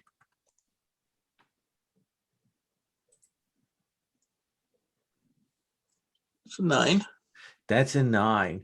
Now, after failing to roll as well as you'd like, you're up there fighting. You can say what another character nearby is doing to boost you. But they could potentially roll and get you up a success level. Do you want to call on one of your comrades? There is a risk involved. Let me go to the bravery move. What does it say? The disarm on a 10. What is it? Disarm. On a 7 and 9, you bought some time, but there's going to be a sacrifice, only temporary safety, or it's still present but threatening someone or something else.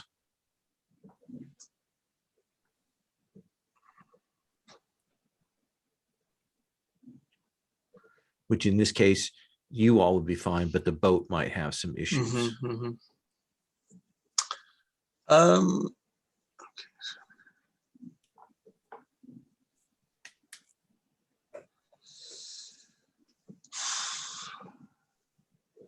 What a character. If I can put in my 2 cents, I think that temporary safety is the most exciting option of those 3. Sure. I'm okay with that. Okay. So we see the line of the vessel, fast, swift, come cutting in among these 3 ships, but we also see the gleam and glisten of those swords that the Drago have and the armor of that just beautiful metal that they have, and they will give shouts out there, and I think not nearby by this, but a ways off, you will see the waters start to roil. And then the boat is there, and you have to dive off from the boat. You can see the top of the dome, like the broken bowl and this whirlpool in it. Do you think you're going to dive like outside and try to go in, or are you going to try and dive and use the whirlpool to ride it down? So My plan was to kind of commandeer one of these diving bells Mm-hmm. and like kind of swoop in under and catch these people who are submerged by surprise. Then I think this is you rolling disarm now. Oh, actually, fiercely assault for capturing.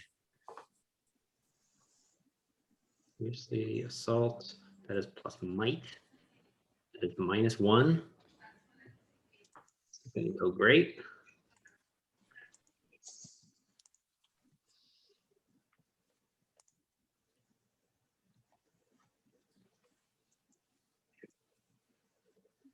That is a 4. Now, this is where you can ask for help. And if you succeed, it'll go from that fail to a 7 to 9. Yeah, Stoinia, do you wanna say how Stoinia helps out here? I think that could be really cool. Yeah.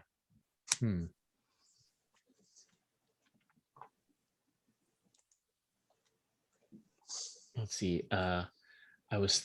So I know that her outfit or something has utility. Mm-hmm. I'm not sure exactly what that means, but maybe there's something that she, knowing she would be on a ship, like she brought to help in Pockets, carry loops, and all of those kinds of things. yeah. Maybe I'm thinking some sort of would be a good like I don't know, like medieval diving help thing. I'm thinking like I don't know, this might be too stupid, but like either like a harpoon type thing or like some kind of air sac to help. Yeah. You're like just running out of breath or something. To supplement this diving bell. Okay. Yeah. Does that feel like lore? Does it feel like bravery? What do you think? I like the idea of lore as a kind of a preparedness kind of thing. Yeah, I'll take that. I mean, she's good at lore, so let's have you roll that. And there's a 10. Great. There is a 10. So that will go up to a 7 to 9. Kervold, you get to pick one from the character list, and then I get to pick 2. On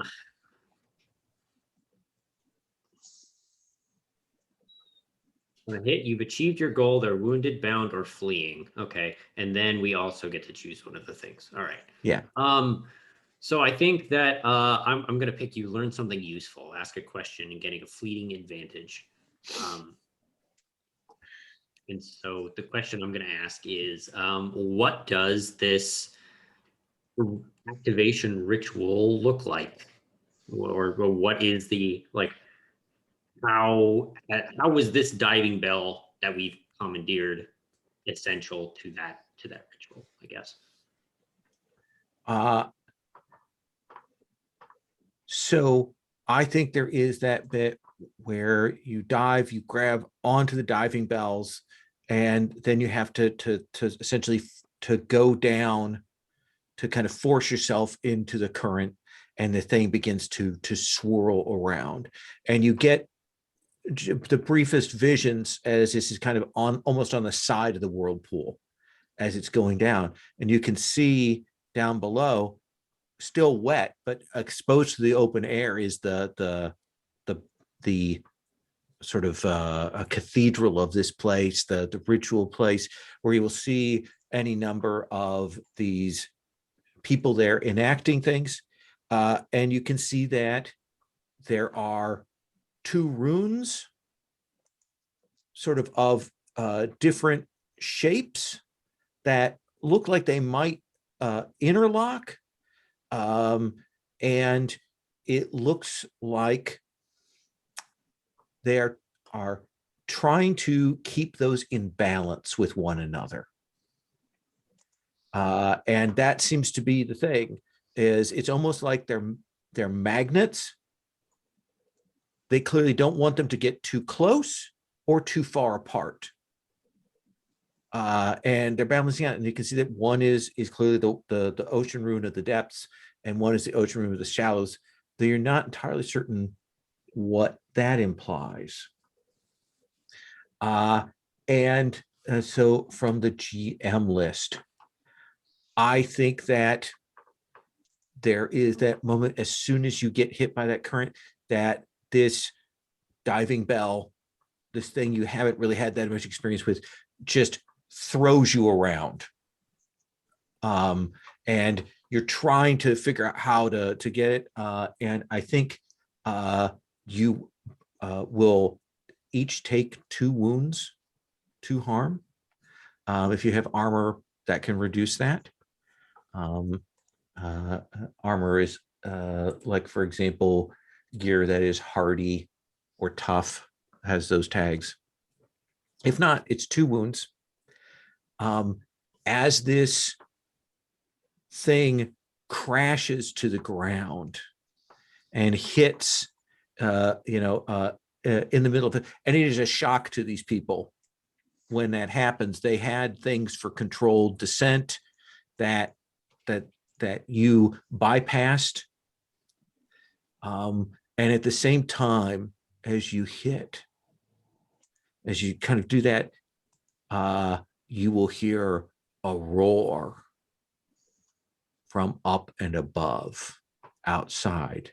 But of course, you're down here in this thing. You can't see what is happening up above. So when this hits, what do you think you're doing as soon as that happens, as soon as it kind of crashes down in this whirlpool, this kind of tunnel that went down into this? What are you doing, Venushka? Kind of has crashed down. A number of priests, ritual people here, they've got these runes. There's this roar up top, and it's probably the deafening roar of the ocean all around you, just whirling.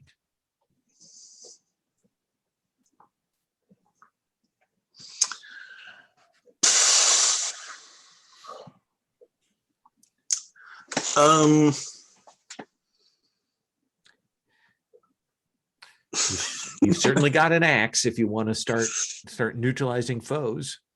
Yeah, I guess so. Then let's have you roll fiercely assault and tell me what that looks like.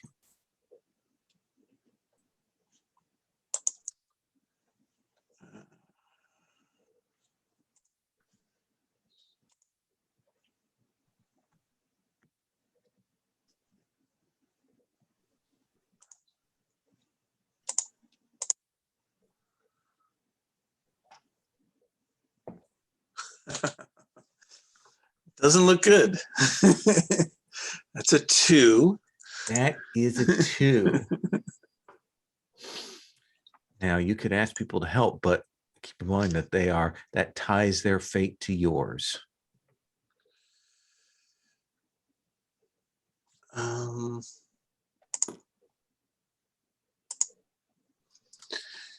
Yeah, no, that's okay.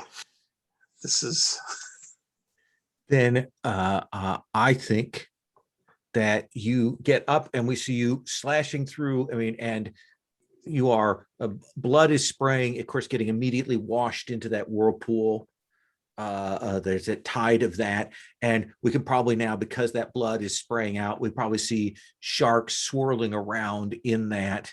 And there's that shake and that roar. And Venushka, you will turn and you see, the water's got some light to it. And then there's this dark shape that comes out of the side of this, and it grabs a hold of you. And we'll come back to what happens there. Carevold, you've landed. There's this cry. You see these figures. They've got these ritual things, and you look over. You see blood. The axe goes around, and then you see Venushka, and she's being pulled back by something into this wall of water. Is it a mouth? Is it an arm? Is it a tentacle? You don't know yet. Okay. Interesting. I think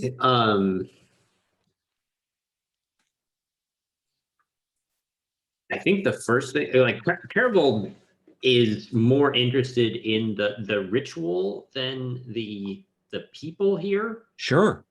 And so I'm gonna try and I think the city was lost before Caravold was even alive. Absolutely. And so I think this is trying to figure out what this like what the significance is of this is, what really is going on here. Sure. Unearth forgotten lore. So I'm actually good at that.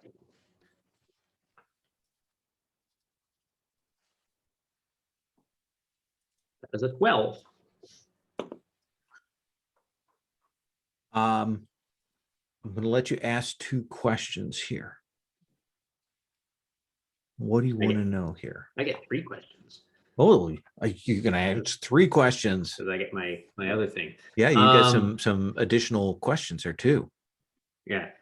I think the first question I'm going to ask is actually from the special list. What vision do I have about the future? Oh, you see something great and grand, majestic and wondrous, and you will know that it is Leviathan. It is the keeper of the ocean rune of the deeps, whereas the Kraken is the keeper of the ocean rune for the shallows. And that is what is coming, is Leviathan. That's so cool. All right. And then the other 2,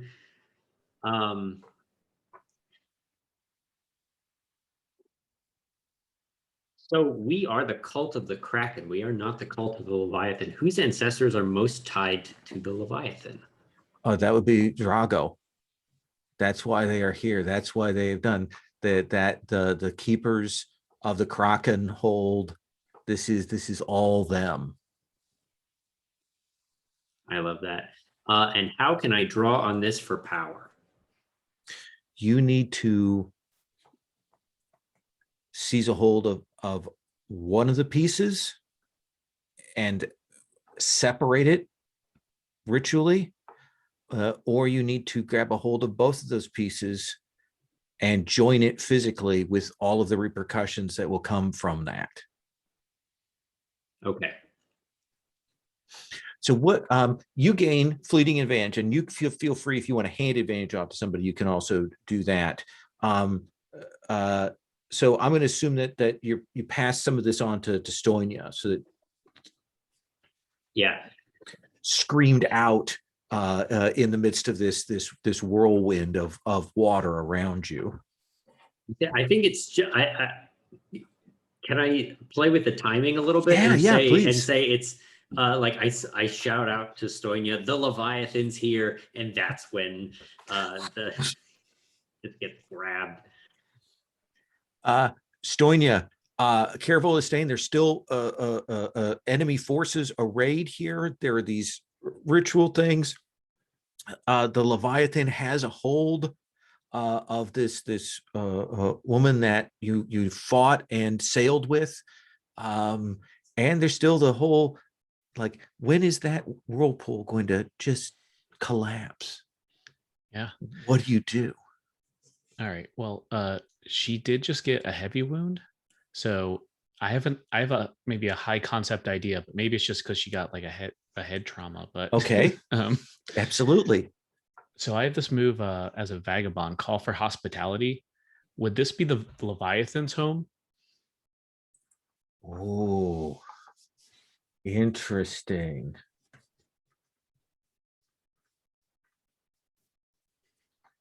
Let me that's a character move? Yeah. From the vagabond. So yeah, actually, I'll read it if you want. It's yeah. When you enter someone's home, roll plus cunning. On a 10 plus, they treat you with full hospitality. 7 to 9, they give you the formal generosity for a while. And on a miss, they give you a cup of water, a piece of bread, and send you on your way. You are teamed up with like the inherited ability for the, is to, you can find common ground with the beasts of the rivers and the oceans. Oh yeah. If they take a flesh wound, it seems like put the two of those together and maybe you got something. You could actually justify that. Do you want to mark that flesh wound? Me? Yeah, that's you, right? There's that ability. Sure. So what is I mean, it it's a that heavy you are? wound, because I'm out of flesh wounds. Yeah, what are you doing to do that? Even as the Leviathan is starting to pull you in there. I mean, I guess I'm translator for Stonia. Stonia is trying to, shouting out to it, and I'm repeating what Stonia's saying in a way it can understand. I love that. And here's the thing: I was going to make you roll at disadvantage because this thing is on such a different scale, but then I realized that Careful gives you fleeting advantage. So I'm going to let you roll this straight, and let's see what happens. Perfect. And she is good with cunning as well. Let's see how this.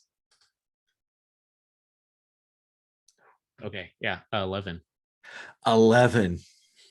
So I think there is that moment when the Leviathan stops, like, and the hand kind of whatever it flicks Vanushka back in, to the ground here. And the priests are startled because they thought that this thing was coming, they were controlling it, calling it to do this thing, but it stops.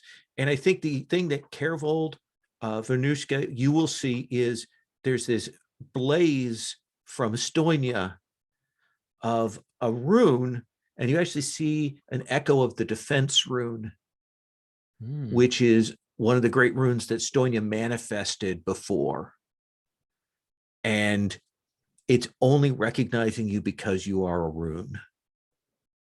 I love that. And it's kind of standing over. And now it's shadow darkness because this thing has blotted out the sun up above, but it is not coming down. Kervold, Vanushka, what do? You have the moment. Stonia is kind of holding it in this call for hospitality.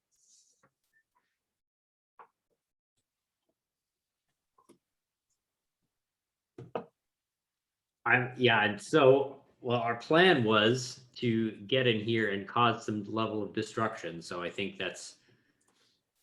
Are you assaulting these priests to try and get to these runes? I think so. Then let's have you fiercely assault.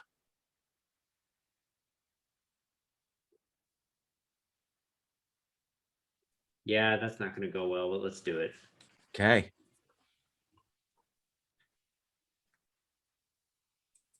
That is a 7. That is a 7. So tell me what that looks like. And then let's, what your fighting looks like. There are a handful of these people down here from Drago. At least 2 of them are like concentrating on holding these runes in place. What does that look like with the axe? And then let's make our picks. Yeah, so I don't think that I think it's the preparedness and the drive of Hervold plus probably one other like the 4th member of our party that is as of yet unnamed, against the numbers and the dragon steel that of the other side, but it is still a close fight. The 2 of us are more interested in getting into that center, and so we're more than happy to maybe leave some people or just like push past some people instead of actually taking them out. Yeah. What do you want you're going to inflict harm. You're going to achieve your goal to get in there and disrupt this. What do you want from the character list? I think, I think the option is we inflict savage, terrifying harm. And it's because the axes are responding to this place. And I think like when the axes hit something, it's not just like a cut, it's like a shock wave. Yeah, that all of that momentum is getting transferred. I think though that you're going to take another wound, Carvold, in this. That kind of deep wounds now that you're going to need, significant medical assistance. And Quick yeah. question: is armor in this where you use it once and it's gone, or is armor just like a tag? Like armor is a tag that will reduce damage. Okay, so I have the party here. Okay. So I reduced the damage the first time. Does that mean I reduced the damage again this time? Yes, it does. Yeah. And then I think the other thing is that you hit them and they fall and you see the runes that they're holding in place. They're at that pin. They don't come together. Instead, they fly off in either direction. And almost immediately, you know that this whirlpool is about to give. It is going to come crashing down. What do you want to do, Venushka?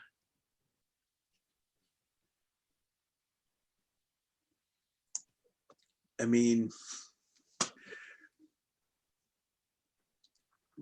ritual disrupted. Let's get back to the surface, I guess. So just trying to swim up, or are you trying to help people? What is your goal here? I think I shout back to you, grab Sonia, I have a plan. Oh, great. Yeah, I'm just looking for a way to get us out of here. And I think that's a disarm to get yourself out of here.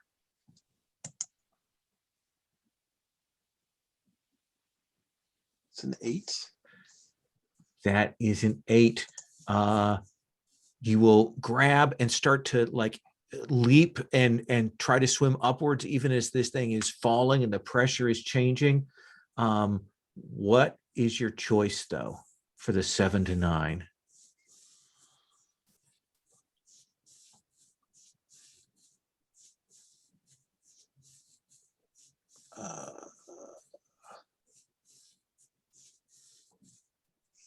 I guess the danger is still present, but threatening someone or something else. Okay. Then I think even as you're swimming up, you will realize that the wake of this, that the shattering of it is smashing into your ship up above. And all those ships, there may not be a ship to get back to if this continues on. Stony, what are you doing as you're grabbed and run, and then you're in the water, swimming upwards? You see the Leviathan, the shadow of it. You look down, you see Carvold still at the base of this thing. The runes have flown off into the ocean. What do you do?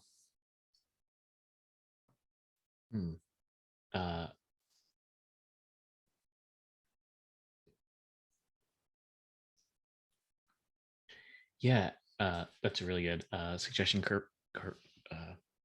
Curvold. I think I was maybe so the shallow and the depths kind of like they're now as they should be. So maybe and the Leviathan, like kind of the embodiment of the depths, is kind of leaving as well. So I think maybe she's crashing as it leaves. It is so big. I think she might try to now kind of maybe hold on to the shallow rune, maybe as it's also departing, I hope, but maybe keep it here long enough for us to reach the surface. then I want you to roll bravery. Perfect. You grab onto it, but this thing is a rune, and you're in a whirlpool, and the ocean is collapsing on you. Ooh, that a valiant effort, but that's a 3. That is a 3. You grab onto that rune, and you're not ready for it because it's active and strong. And there is a moment when you have a hold of it, and then it's gone, and you look down and you see the blood coming out of the stump. And then you're unconscious. Carevold, what's your plan? Only ever done this once. It was very desperate the last time I did it, and it seems pretty desperate now. There was a time many, many years ago when I was much younger that I was in a shipwreck, and very similar to now, there were sharks that were patrolling the water. And at one point when a shark bit me, I had this will, this drive in my mind to just get away and get to shore. And instead of eating me, the shark brought me to shore. And I would like to do something similar. Let's have you find common ground with the sharks. With the shark. So I'm going to mark a wound to do this. As I think this is like getting the shark to bite me. Mm-hmm. Which I don't think they need a whole lot of provocation to do that. And I need to roll plus cunning, which is +1.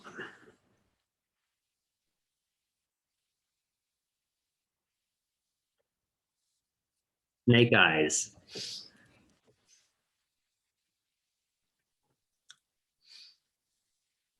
The shark bites you and drags you, and will drag you up, but it exacts a price. And it's below the left knee, is just gone. And you're going to mark another 2 wounds through armor, I think, at that point, as it drags you up to the surface. And I imagine that there's storm and water, and cloud and blood in the water and sharks, and just an absolute cacophony. And then we cut to the Kraken boat listing, but still up. The sails are destroyed, oars are bent and broken, sections of the hull have been taken off. But we cut to that wet deck, and the deck is just wet with red blood mixed in with the water. And we see Venushka bandaging up herself, bandaging up Stoinia, the people, and there's a cry as the shark breaks water and tosses Carevold like a rag doll onto the boat deck. And he's been under the water for the longest time. And people rush over to get the water out of Carevold's lungs and to staunch the flow of blood on the leg. And I think that we kind of pull back, and we see the captain, ordering the other ships are gone. They're completely gone. The privateers that were nearby, they're gone. There's nothing else. And you actually can't even see the city now. And I think we pulled away. We see the gulls kind of landing on this, kind of looking for things. I think we still see the sharks kind of circling around. But we see the boat kind of turning. And we know that you have significantly broken the power that Drago had, that this other Kraken cult, it isn't a cult of the Kraken, it's a cult of the Leviathan. That you have put a significant hit on them. And I think that's where we're going to stop. Does that sound fair?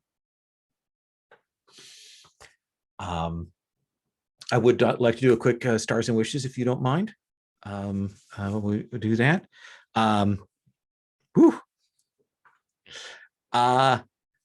Brian, stars, wishes? I mean, man, this was very different than anything we've had in any of these sessions, man. Ziv is sitting in an office having a conversation. Well, these guys are. but Ziv also sold his son to the royal assassin today too. So. Yeah, well, you got to do what you got to do. But stars, things you dug, wishes, things you want to see. No, I mean that was all great.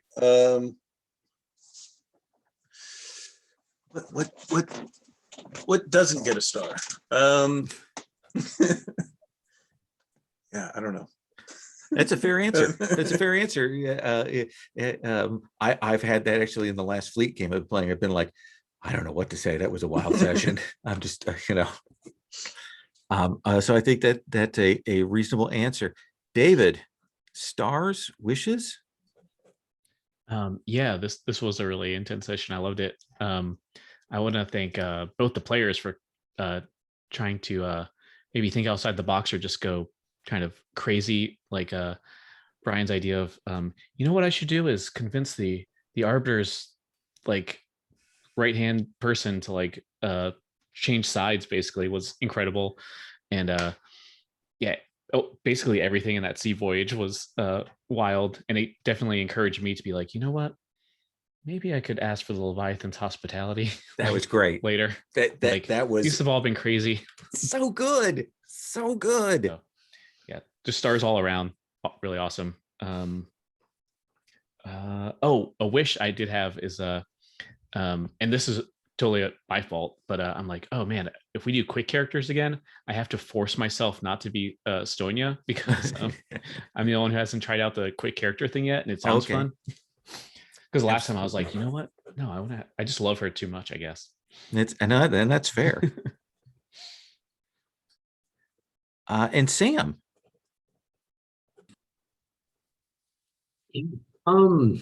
Boy, stars to that whole series. That was fantastic. Even the house moves at the beginning were really well thought out, and I really enjoyed the kind of the darker take on some of those house moves at the beginning, especially with Ziv. That was really, really good. And I don't want to repeat too much of what's been said already. That was the asking for hospitality was dynamite. The just getting snagged out of the whirlpool by the Leviathan was really good. I just enjoyed that whole scene. Wishes. I think there's a little part of me that almost wishes Careful had actually died in that scene, because that would have been like the most fitting end. But even beyond that, I honestly think he might be out of commission for a little bit. So I think that's fair. Yeah. It might be a fun opportunity, since I haven't gone through a whole changing of the age thing, to maybe make another, maybe a little bit more temporary character. Absolutely. Yeah. Feel free to do that. Yeah. But yeah, no, I had a great time. Well, and here's one of the things you can do. I mean, and this is not to say there is a death move, which you could also, essentially, if your character is retiring, you could do a version of that you enact. That Carevold's work here does something. So keep that in mind as an option. I want to say you guys gave me so much good stuff today to work with. The going and talking to the Arbiter's agent, I love that. Pushing to go on this quest, Stonia, that was great, and the hospitality thing, and all of the sea stuff that you brought to the table, Sam, and describing the diving bells and the going down, and all of those pieces that all of you set were so good and so much fun as a GM to play off of. So really good stuff you gave. So thank you very much. And I'm going to stop the recording.